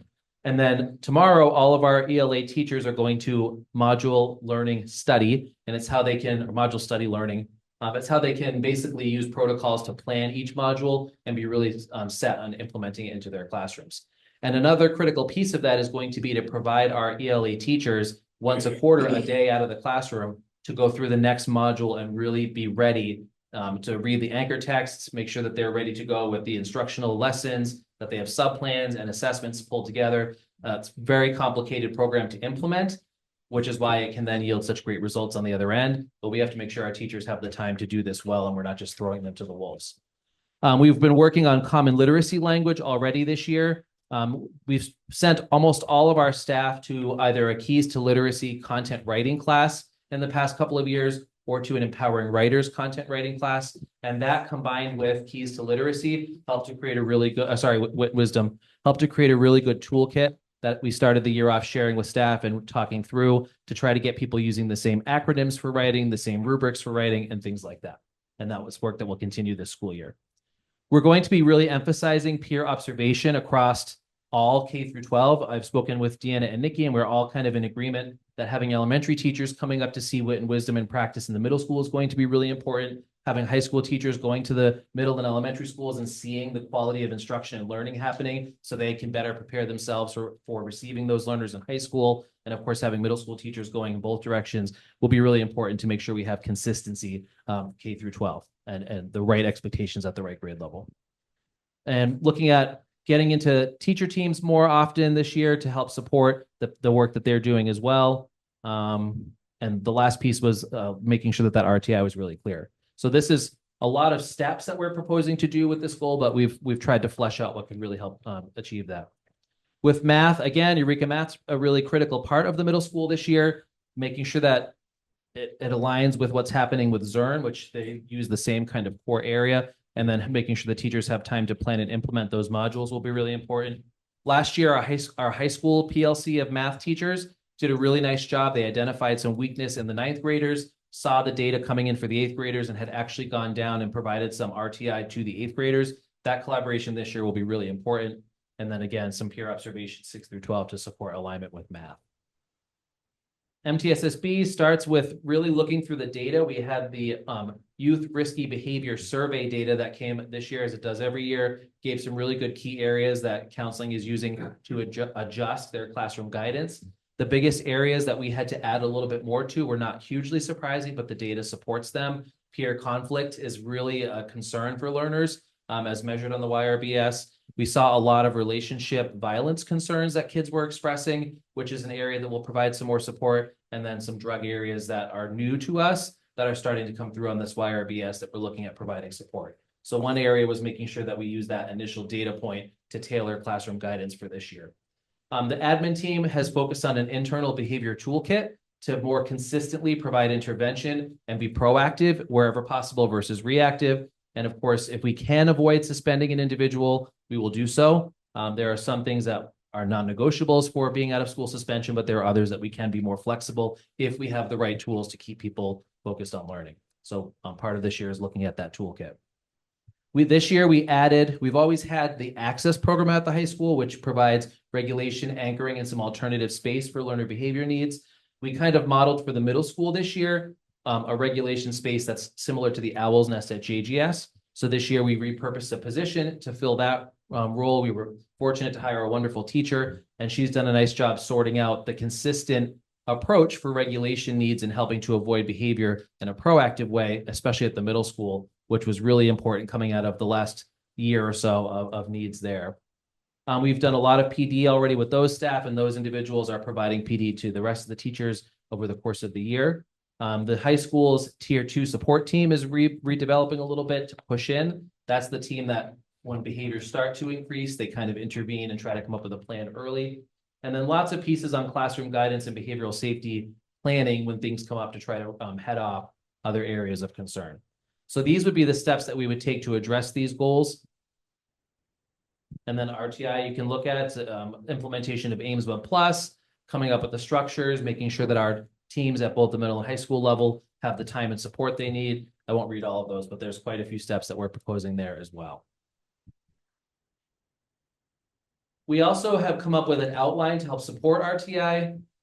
I will take no credit for this graphic. I found it for free online. It was really nice. And it captures nicely what RTI is. RTI requires all of the components around that little circle. Universal screening for us will be in the middle school provided by AIMSweb Plus. In the high school, we might use PSAT data in the fall and use that to at least gain some initial data. RTI needs tiers that are very specific to learner skill, evidence-based interventions, some way of monitoring progress, and we only make decisions about moving somebody from one area of RTI to another based on what the data supports. So again, we've had conversations about data, but this is a plan on how to make sure we're using it. And I won't read this entire document because it is posted online, but this goes into what our specific procedures are planned for this year, what the screener is, how we'll make the groupings, who will design interventions, and what timeframes they'll use to plan those. The flow chart that starts from benchmarking of data and ends at making a decision at the end of some support about either continuing or adjusting the learner's needs, right down to what the weekly schedule will look like in the middle school with 2 days of math RTI and 2 days of ELA, and then a day that can be flexible. And then at the high school level, I think is the last portion, what the rooms will look like and so on. So that's the plan for RTI this year. And again, tomorrow we're really nailing down, especially the high school component, how to make sure that we have that in place for decent cycles of time. We revised our testing plan to really go back to the roots of what we need and how we can best accomplish that. The biggest change in this testing plan is that we are no longer going to be administering PSAT 8-9 to the 8th graders. We felt like AIMSweb Plus and SAS are the 2 most important 8th grade tools to use. AIMSweb Plus being the benchmarking and progress monitoring. And of course, they're measured on SAS. So we need to keep that data going over the course of the year. And adding a 3rd test with PSAT 8-9 just felt like it was going to be too much for this year. We can get that data other ways. So 6 through 8 is AIMSweb and SAS. And then grade 9 is PSAT 8-9, and for science, they can pull modular assessments specific to earth science. 10th grade will be PSAT 8-9 in the fall, which will give us a nice loop of data for that particular cohort. And then in the spring, they'll do PSAT 10 and continuing the modular assessments in SAS for science. And then, of course, grade 11 in the fall will be the last chance to get some early data every year with PSAT, which is the high school is very consistent with what we've been doing. And then SAT in the spring for the summative and SAS in the spring for the summative. And those are some PD needs that we built in. And then the last planning tool that's in here is our curriculum review process and plan. We're finally at a place where we have 6 through 12 learning goals in all of our content areas. They're on a learning goal map that is across the board and is accessible. So we're no longer at the building curriculum place in our content areas. Now we are in a consistent review cycle to make sure that every 3 years we're hitting each area to make sure it's relevant, up to date, and that teachers have time to plan instructional changes together. So the goals of this cycle, making sure that every cycle we have alignment of learning goals, both with any changes to state standards and what is being assessed. The second piece is the viability of those learning goals. At the end of a cycle, we want the teachers to be able to reflect. Are there too many? Not enough? Are they still feeling like they reached the right level of rigor? The third goal is to ensure 6 through 12 alignment remains in place. We don't ever want to go back to a place where the middle school is doing something different from the high school or there's a misalignment. And then making sure that pacing guides are accurate and include the right instructional tools for teachers. So every time a team is up for this cycle, there'll be 4 stages. The first is a data dive, going back through the assessments, looking at the state assessed standards, looking at how our learners have been performing. The second stage will be the curriculum mapping, adjusting any connection between what we do and what the state does, and then making sure the curriculum map is updated. The third will be pacing guide revisions. Are there adjustments to how long each of these learning goals should be, for example? And the last will be a common kind of collective learning about changes to instructional practices. Are there new ways that have come along that are better about assessing a particular learning goal, and so on? And each stage of these would be 1 PD day for the staff involved. Those resources are ones we're still going to add into this tool. This year, we have some curriculum that's new courses that needs to be added in, or in the case of yearbook, for example, where we've been sharing learning goals, we're going to make some adjustments. But the full review teams this year will be the math team 6 through 12, the science team 6 through 12, and then PE and visual arts. These disciplines will be this year, and then the next time they come up is 27, 28. Next year, we're looking at social studies 6 through 12, music, facts, and health. And then the final year will be ELA 6 through 12, world language and STEM, and then the cycle just repeats. And the last tool that's not up here because I think it's just too much.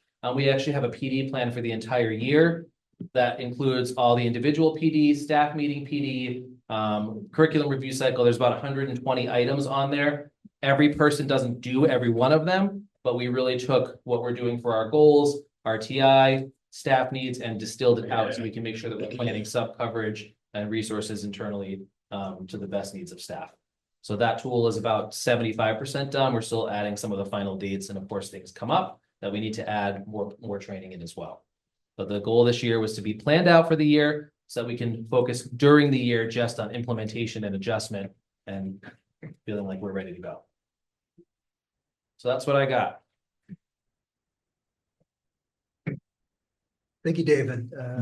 Not included in this, vision of the graduate work, which we're going to continue that with NIASC, and then the school improvement plan there, which is basically this, but those are things we'll always be working on. Yeah, so I'll open it up to questions and discussion from the board. So go ahead, John. So, dude, I'm just curious, when you lose a math teacher like you did in the first week of school.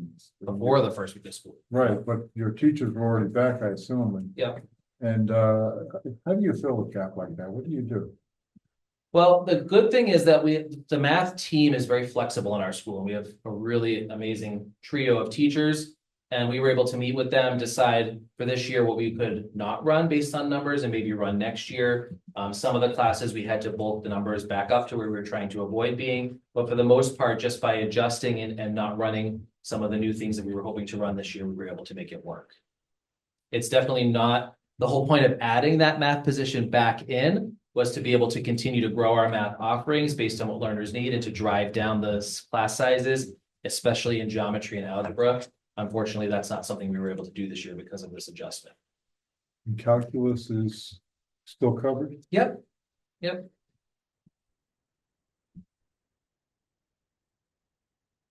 You use an awful lot of acronyms, wow. I tried to define them all as I went through. You did. I will say that the AP classes this year continue to have really good. Advanced placement. Yes, advanced placements. Not Associated Press, Our AP art numbers this year, we have 18 learners in that class, which is extraordinary. I think that reflects the fact that we've continued to have demand for visual and fine arts. And every one of the learners in there is extremely talented. The teacher's excited. Typically, just for reference, we have like 6 learners in AP art. So that's significant growth. AP European history this year went from 6 last year to 18 this year. Calculus, US history remained very steady. So our AP numbers have either grown or remained very steady every single year, which is excellent.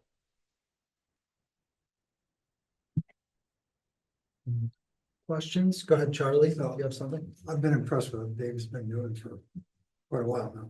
So I'm on the education committee. But I'm gonna ask the question. I go through this thing. All right, I got school visits with other schools utilizing WW for 6 to 8 ELA teams. Elementary school-wide RTI for literacy skill building, all teachers. All right, Eureka Math launch training. Middle school math teachers. If they're doing all this training that's required by the employee handbook, when are they gonna have time to do all this stuff? So how shall I say this? To me, the most important priority is that our teachers have time to do the work that I've just outlined, which is mostly driven by their desires and needs. And I'm looking at one of our teachers who's here because she's done a ton. She's a great example of somebody who's done a ton of PD at her request that's really improved programming. And our teachers do that. So I think honoring what they're bringing to the table and honoring what the data shows is the most important piece. And if that means that we need to give up staff meeting times to do mandatory trainings or have a PD day that's set aside to do all of that, and we give people time for that on those days, or bring subs in so we can pull teams out in small doses. Those are things that I think we have to do to be creative to make sure they have the time to get this work done. And I will say that scheduling it so our teachers have common planning time in a school this size is incredibly difficult to do, but our counseling team does it every year. And I would not trade that ever. It's been one of the best things that we've done in the last 4 years is make sure that every content team gets time together to look at their specific learning needs and do some of this work during the school day. So is it easy? No, but I think it's extremely important that we not allow the management parts of their jobs to replace this work. I think it's very important for people to understand that these are the things that are going to get the results Right. that we want for our learners, right? We want them, I hear people talk about reading, writing, and arithmetic, right? What are our kids learning in school? Well, the only way we can do that is taking the steps that we're taking to define what it is we're going to do, how we're going to do it, and then measure what we've done and have the results and compare them with the state, SAS. How are we doing compared to the state? How many people that, where are students relative to the rest of the state?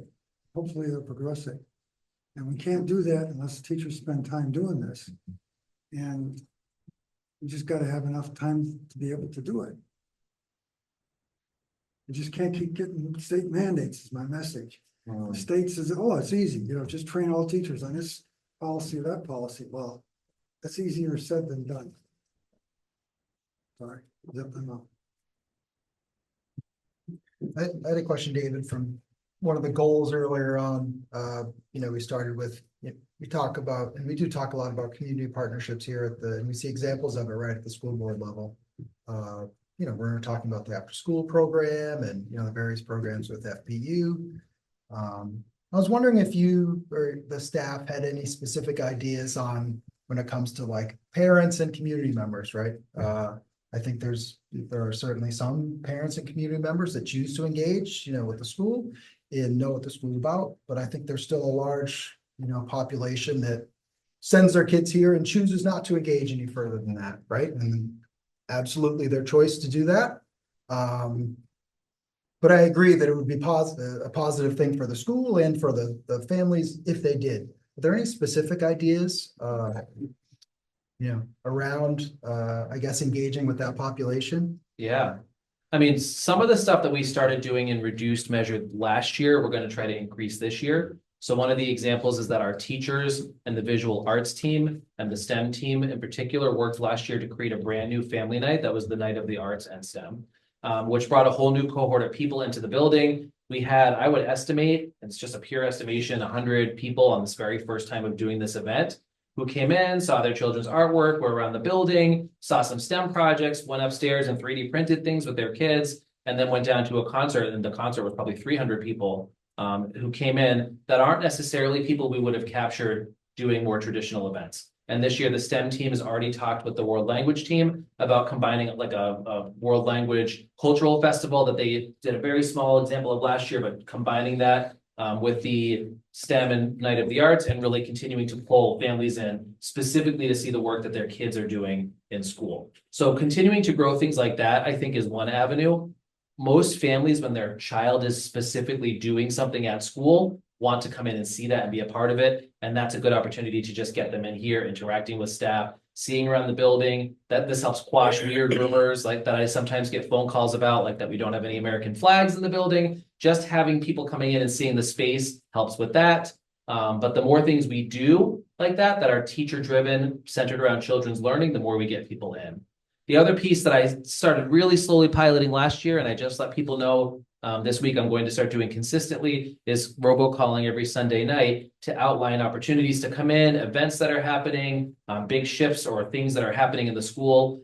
At the very least, I'm hoping that gets people to read their email and see the much more involved kind of piece. But I do see who actually listens to the calls, not names, just numbers. And the number of people who listen to the call is actually fairly high. So it's a great way to get people, again, hearing about the things happening here, hopefully getting them interested and excited about coming in and seeing and being a part of it. So those are two things right out of the gate that the team leaders in admin have been really expressing a want to continue to grow.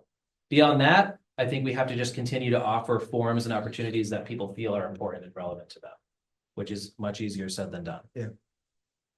No, thank you. That sounds good. Great question. And I think that vision statement and goal comes from an understanding that this school does a lot of really great things for its kids. We have incredible teachers. They work really hard. We have learners who are incredible artists, athletes, academics, and scholars. We have a lot of great stuff that people just never know about. And the more that we can get people knowing about it, the more they get excited about the things their kids are doing. And that's the most important piece. So that's where that particular vision statement and goal came from.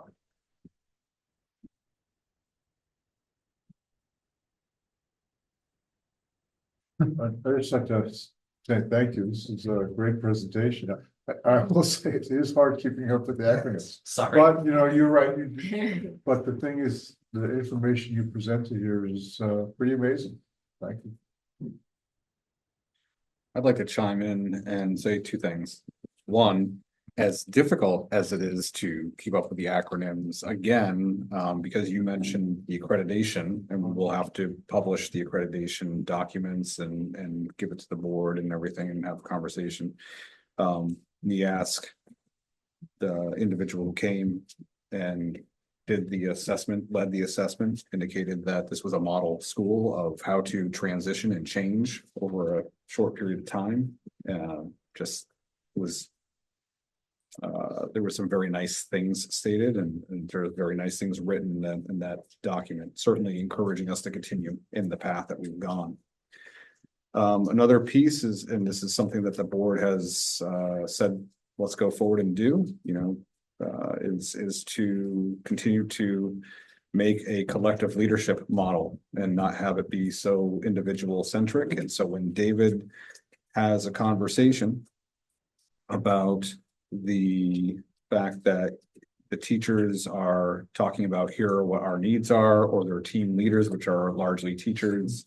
And then there's, different pockets of people, whether it be informally or formally making leadership decisions, increasing partnerships, working with families and so forth. That's all part of that collective leadership model that and part of that is cooperative or collaborative leadership.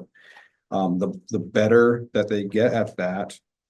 And across the entire district, the more precise the changes are going to be and the impact is going to be, and the more rapid they'll be able to adjust and change to a society and a world that is continuously throwing stuff at us at rates that, you know, you understand.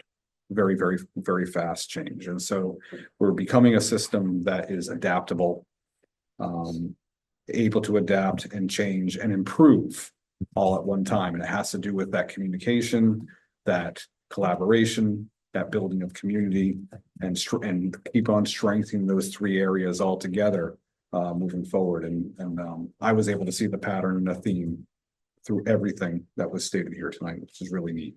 Even to the point of, we have our common planning time, and I would never give that up. It's crucial, right, to have that time for professionals and their partners to be able to come together to build a better future.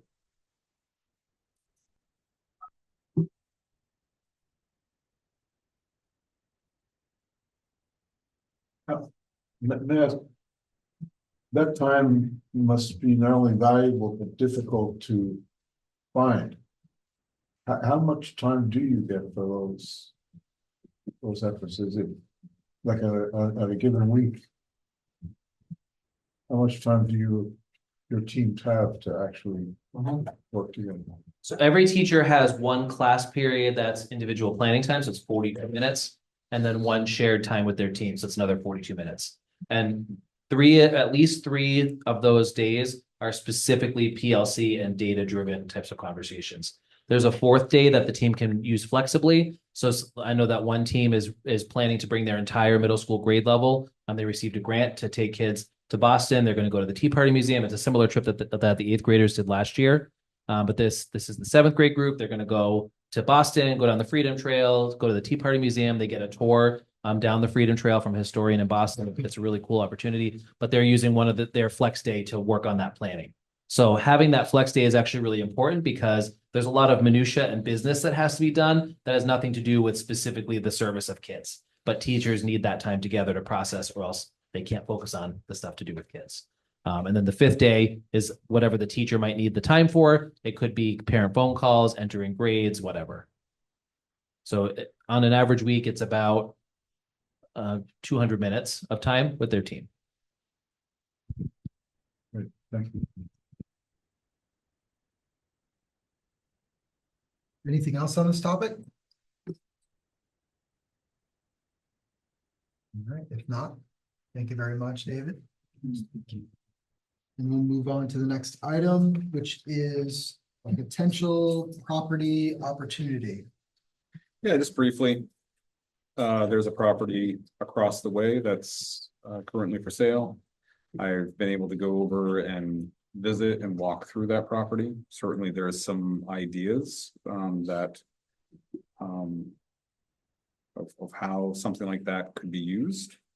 I think it would be a good conversation to have about with the board entering budget season and so forth as to what could be. My understanding is that the property across the way, which was the church that was over there, which was going to be purchased by a local nonprofit, that fell through. And so it is it's adjacent to the property.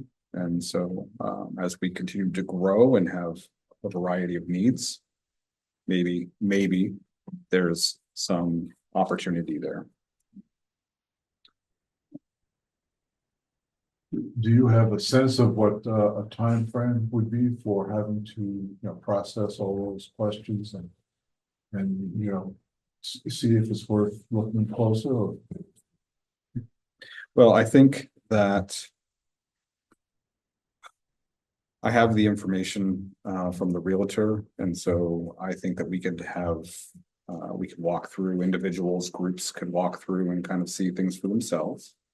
I'm sure there are other individuals, groups, people, who might be looking at that. We've used that space in the past through a partnership with that church for emergency situations, and also they've been nice to allow some of our learners to park there in the past. But things like the district could use, we talk about professional development, we could use a professional development space. Could the SAU possibly, go over there and provide more space back to, the school? As we continue to add programming, even, that's a question. It's an old building over there, so you'd have to take into consideration, there's work that has to be done if you were ever going to think about doing something.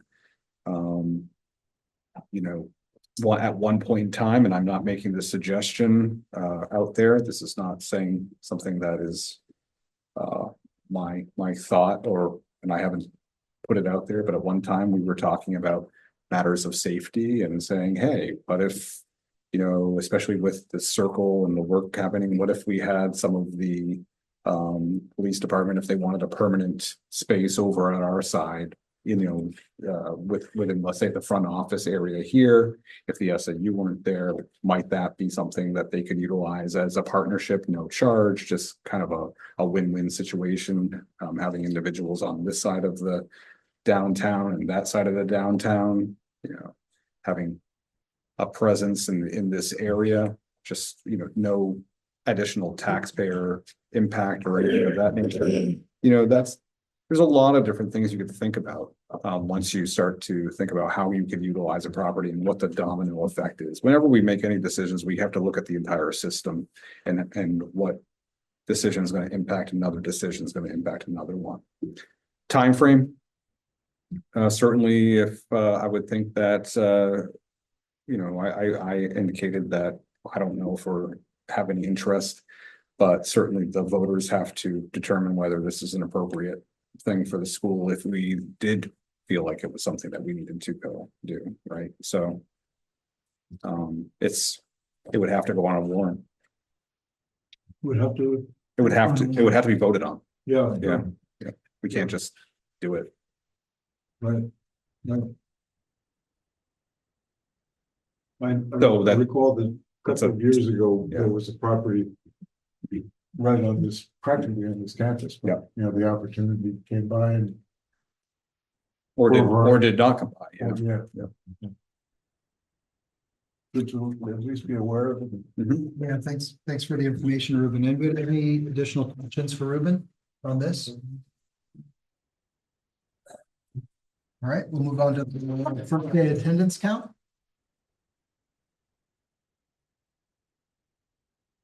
So on the first day, these are not the official numbers. The October 1 numbers are the official ones. They do tend to change from this, but it's just a FYI. I think I did send a version of this to the board probably after the first day. We typically do. Over at Jaffrey Grade School, K through 5, not including pre-K. You see that. RMS K through 5, not including pre-K. The reason for that is pre-K starts after Labor Day. CMHS. And then pre-K this year. They had 24 students that were absent the first day of school. Are those unexcused absences? Well, the first day didn't exist. So they were. Well, what do you mean? CMHS, total absences, 24 kids. At the middle high school? Oh, 24? Yeah, Yeah. 24 kids were absent on the first day. Yes. There was also a lot of. I thought you meant the preschool. I'm like, no, they were present. But Are those unexcused absences? It depends on what the family's rationale for being out was. I wouldn't know unless I went back and looked at each of them. I'm sure it's a combination of. Are you asking if they were truant? Is that your question? Or if they Well, were? that amounts to 4% of the school population that was out of school. I'm just trying to figure out. I don't get it. I don't, like, it's school, the calendar's been out, this is when you start school. You know, if you go into work and you get a job and they say you gotta start on this day, you gotta start on that day. Like, I'm not getting it. It is difficult to grapple with sometimes. Certainly illnesses have been, Yeah, have you been look at- around for you quite a look while, at and that's a few of children, those, I'm sure. And I think that at the end of the school year, some families do go on, are still on vacation, so that attribute accounts for some. And then there are some that we would not have either of those scenarios. I mean, we are very consistent with how we review attendance, so unless there was a reason that comported with board policy, they would have been excused. I will say those are amazing preschool numbers. Yeah. That is very cool. A little lower, about by 12, than we've been up at 90 for the last 2 to 3 years, but they will grow, preschool will actually grow through the course of the year. Yeah. Yeah, go ahead, John. I'm a little, I think it's great, but I was surprised that the totals for RMS are so much higher than for JGS. And I note that the same is true for preschool.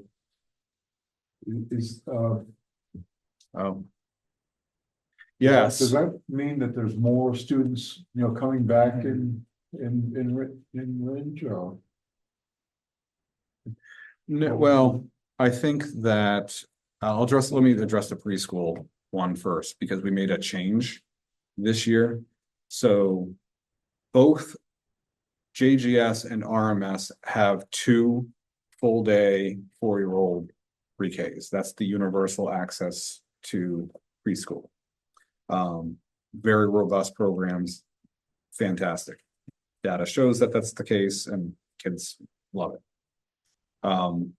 We also have 2 programs. One was at JGS and one at RMS.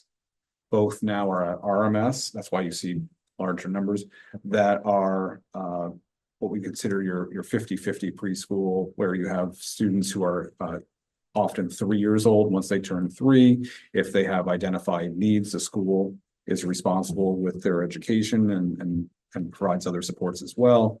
And then I say 50-50 because they also need to have peer models. And so other individuals who are, what you consider to be typically developed would be part of that preschool as well. So there has to be a mix, a ratio. So they're different types of preschools. That's largely 3-year-old. And then the other ones are the 4-year-old full day. But everything's at RMS from that standpoint, one, so that those individuals can collaborate better. That I would like to say that was the deciding factor as to what did it. Actually, what caused us to have to make adjustments in that way from a space standpoint is that we added the second restorative classroom over at Jaffrey Grade School. And we had, because of the grade span, we had to have it on a first floor. These buildings are old.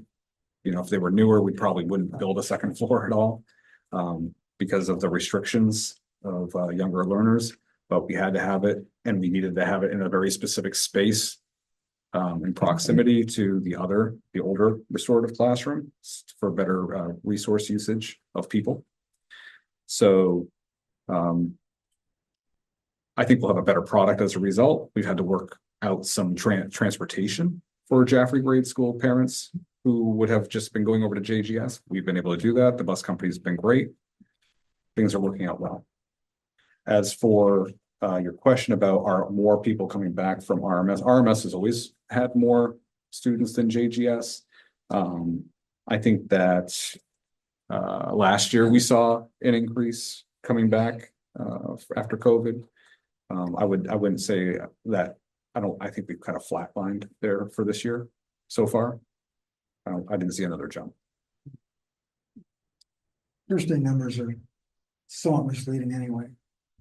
They could be about 100 off. Sandy Point, because well, for the absentees for a long time. But I guess my question is, we're gonna get the October 1 numbers. Mhm. And at the time, we'll have some better insight into homeschooling and charter schooling, and so we'll see where the students are. If they're not in our system. Do we have access to data like that? We do every year. We do a pretty hefty dive. If we go on to, I'll show you everyone.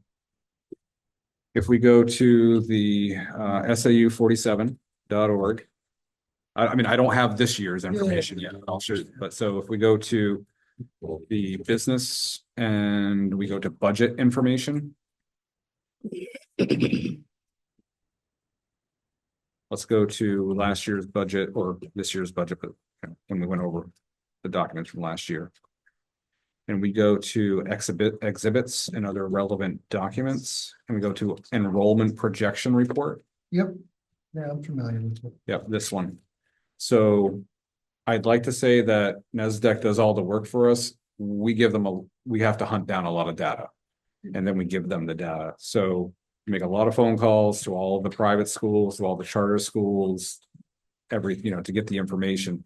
This document gives us the information of roughly who's out in the homeschooled numbers, very shaky because laws in New Hampshire are pretty loose around giving us notice. And once a child is homeschooled. But I guess what I'm saying is, let's say we look at the totals and it's, the difference is 20 students. We'd have some indication of like, well, 10 of those students are going to a charter school and 10 of those students are now homeschooled or something along those lines. It's just things for us to consider. Yeah, okay. Or if we said, we're down 10 students, when we get this information, we can look at 2023, 24 and those categories right there. And then the 24, 25 and see what's changed. Do they match up? All right. Yep.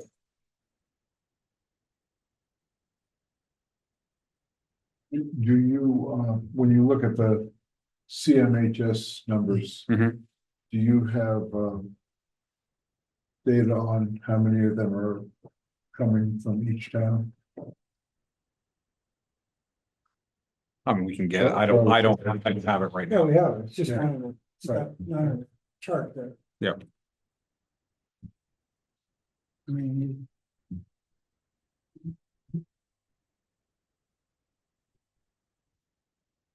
All right, so I guess when we have those October numbers, we can review those and we'll make sure we put those on the agenda in a couple weeks.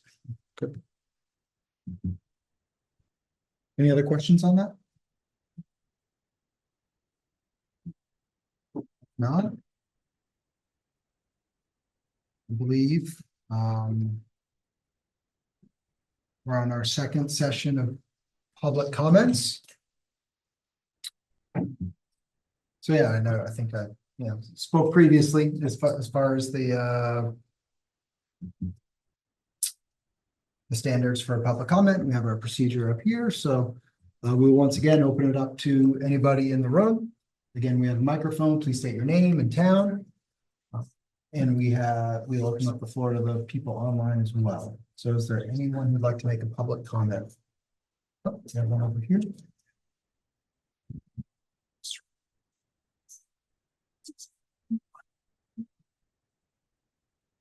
Coney's Ridge, I guess I'm more questions than I am comment.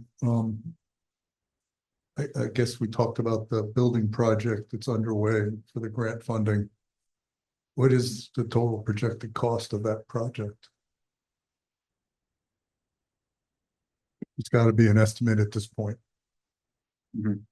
Yeah, they have to re-estimate it. It was originally, I believe, with the 4 programs, it was going to be around 26 million, I think it was.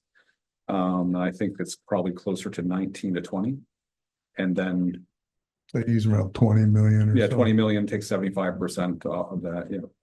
So estimated, if ballpark costs maybe to the community 6 to 7 million.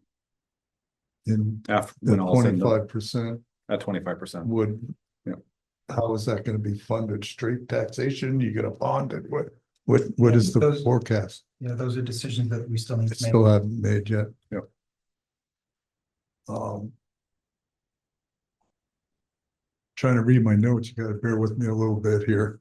I came straight from work to here, so. Thank you for coming. I guess I'm gonna ask, when are the budget development calendar gonna come out? Yeah, we'll get that out soon. We don't have it out yet. Okay, Yet. Seems the timeline will be similar to last year. so yeah, all right, because I've been looking for it. I haven't seen it. You know, the budget public hearings and stuff, none of that is posted online at this point, I'm assuming. That's So correct. you haven't established it, okay. That's correct. That's generally determined by state law, the timing of that. So we'll have it published probably. And let's see. Probably by the end of October, we'll have it done. Have it out in October, But we'll start our internal budget processes before then. all right. We'll also be doing the internal budgeting, having those meetings and presentations. Starting. Because I assume it's a separate committee than the financial committee. I'm sorry? Can I assume the budget process is a separate committee from the financial committee? Or is it one and the same? Process is the budget is presented to the finance committee Okay, first by department, just like you guys, the selectmen gets their presentation. Well, the finance committee gets its presentation, all right, and then after that, the school board gets a presentation. And that's when we bring in the town reps and they see the presentation of the full line item budget. So there's actually two pieces that it goes through. that's what I'm trying to understand, Charlie, what the two pieces are. Is there something that happens before it comes to the school board that you can attend? Yeah. Okay, These are all public meetings. and regarding data, Ruben is correct, it's very difficult to pull out the kind of data you asked for. And the Department of Education also has a lot of data on their site that you can dissect. It's a little bit maybe easier, but it's still complex, so. That's all I have to say. It was a good presentation on the planning. I'll keep my own comments to myself. But we can go from there. I'll listen for more. Thank you. Yeah, and I'll just say, Tom, in the future, right, if you feel like you have those questions, certainly email is fine, and to me in particular, and I'll be sure that, Okay, keep you informed. well, I'll look for, I'd like to get the document. Yep. I asked for at the beginning. Yep, we'll do that. Is there any other public comment?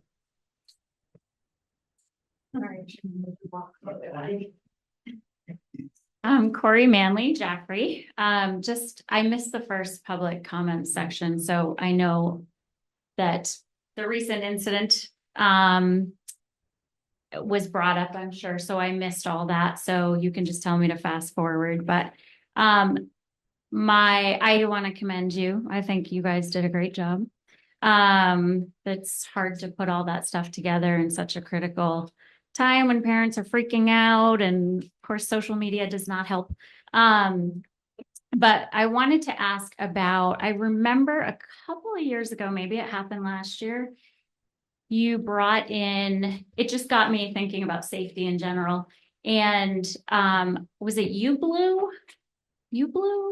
like an outside safety company that came in and did like a presentation in the Pratt. It was open for parents. I think it was open to kids, students too. I think about 3 or 4 years ago, Blue U. Blue U, yeah, I think Blue was in it somewhere. 6 years ago, was it? Okay. Is that something that you would be open to hosting again? I am bringing it up more so because my son just started here. And I have to say, going back on what the school offers academically is well above what my kids got in private school. So there's a lot more available to them, I think. But back to the safety thing, he didn't know what to do. He was here, it was when did that happen? The third, fourth day of school? I don't remember. So it just, again, got me thinking that maybe there are others in my position or his position that kind of was like, okay, I'm just gonna do what I'm told. But as a parent, I think that, would be a good thing to maybe see if we could bring, you know, whether it's every other year. I don't know if there's certain requirements that you have to fit into the schedule as to how often you do safety training and stuff like that. But I think for parents, it would be, I would love to attend that. I'm sure others would. And back to your comment, Chris, about getting and you too, getting the community and parents involved. I would have to say I'm really disappointed in this district with the lack of getting, like, people were talking about the whole thing on Facebook, and I'm like, if you have concerns, go to a school board meeting, ask your questions, voice your concerns. And I'm glad to see that some people are here, but it just falls flat. Nobody ever follows through with things. So that's frustrating. And I'm sure it is for you guys too. But so back to the safety thing. Just wondering if you would be open to hosting something like that again. And I think for all those parents and community members that were concerned about safety, they better go to that. That's all I have to say. So just wondering if you guys would entertain that having them come in or an organization like them. Yeah, thank you. I don't know any, Would you like me to? but if you don't mind, Yeah, I certainly don't have Say to, that but- when we did have them in, they were here for multiple iterations. And the last iteration was canceled because nobody signed up. for it. Yeah, see. I'm gonna, Frustrating. I don't know what you're gonna say, but I'm interested in hearing. All right, so it's good. So I definitely appreciate that comment and suggestion. I don't know that we would necessarily go with an organization like Blue U. There was some changes over time, and our own local police department had some different suggestions over time than what we were being kind of consulted with that group. But one of the things that we're doing already, we've got internal processing the admin has been doing from this incident. Tomorrow at the very end of the day, the last hour is for staff to kind of share what they recognized worked really well, where they feel like there could be adjustments, things that they may have noticed. And then Thursday, there's a large group of first responders from the police and fire department coming back again, meeting with district admin, school admin, to do that same really intense debrief. What are some areas that we noticed training fell? What are some areas of communication that we can take from this to be more proactive going forward? And I think one of the suggestions from that will be some more community outreach events, both from the school, but also perhaps in partnership with some of those first responder groups, or at least in consultation with them, supporting what the presentations will contain. And not that there's no connection to this incident from what I'm about to say next, but it's important to note that last year we did offer some forums around bullying and things like that, which it is in the plans to continue offering those opportunities this year as well. So again, these two events are not linked to bullying, but it's another community concern that I think the dialogue has to continue to be there so families can hear the information and kind of know how to consult with the school. So we're looking at opportunities for both going forward for sure. Information in like your call. My Sunday call will definitely have those. Yes, definitely. Stay tuned. Yes, stay tuned. But it's a great suggestion. And thank you for remembering that. That was a while ago, but they were great events. So, I just think it would be a good, and again, the fact that my sons knew and was like, yeah, this is where it was. I don't know why, but that's where I was told. So it just brought up questions. This is also the first year in a number of years that we did not successfully schedule a very intentional practice lockdown in the first 3 days of school. So based on the calendar, based on people's availability, it just didn't work. It's actually was scheduled for Thursday of this week. We will not be holding that lockdown, but that's another factor here. Is this the first time in a number of years that we were not successful in getting that initial practice? So that will come back. David, actually, not that you have to respond or anything, but that was one of the things I was gonna say. I also wasn't here in the beginning, but so I didn't hear anything. Yeah. But the wondering about training, just I get how quickly that happened, but like just in the initial of teachers coming in, because there was a specific incident where the teacher had no idea what to do. And so my child was trying to discuss what would be happening in this moment, because the teacher just wanted to, I don't know, sit there and talk. So it was kind of a hard thing, not that some teachers may not know even prior to just coming into the school what to do. So like before kids even get here, a quick idea of, okay, during a lockdown, this is what you would do. And I get in hindsight, it's so much easier to be like, oh, shoot. This person should have been debriefed, did not know this was going to happen within the first 3 to 4 days of school.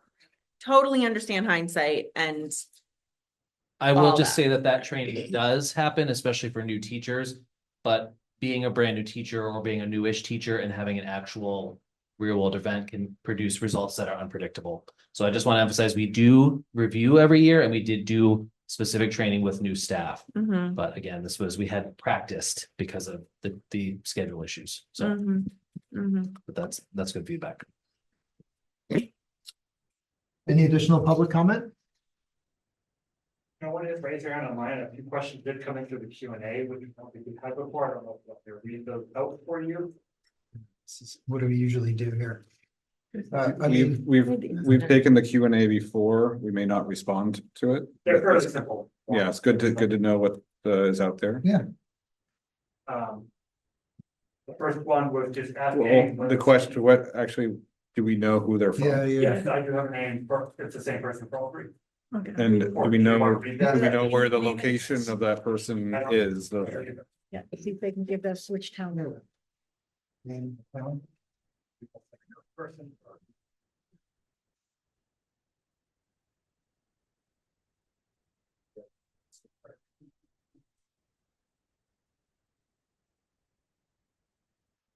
Yeah, I think those are ones I think we can follow up afterwards. Okay. Their name and a town? I think one of the questions was the CTE meetings on Wednesdays. And I think we can follow up with the Okay. person afterwards. Sure. And if they're still watching, I'll follow up afterwards to pass that information on. I do like the public dialogue. What I don't want is to necessarily turn the public comment session into question and answer. It becomes a slippery slope, because then if somebody asks a question that we really don't want to answer, it becomes like, so I think we like to be flexible, especially in a time like this where a public event has gone on. But I do understand it's sometimes a slippery slope where, it becomes the board question and answer session. So yeah, I'll take those offline. I'll answer those tomorrow. And if there's no other comments, if we could take a look at the agenda. My computer is a battery. Moving on to board matters.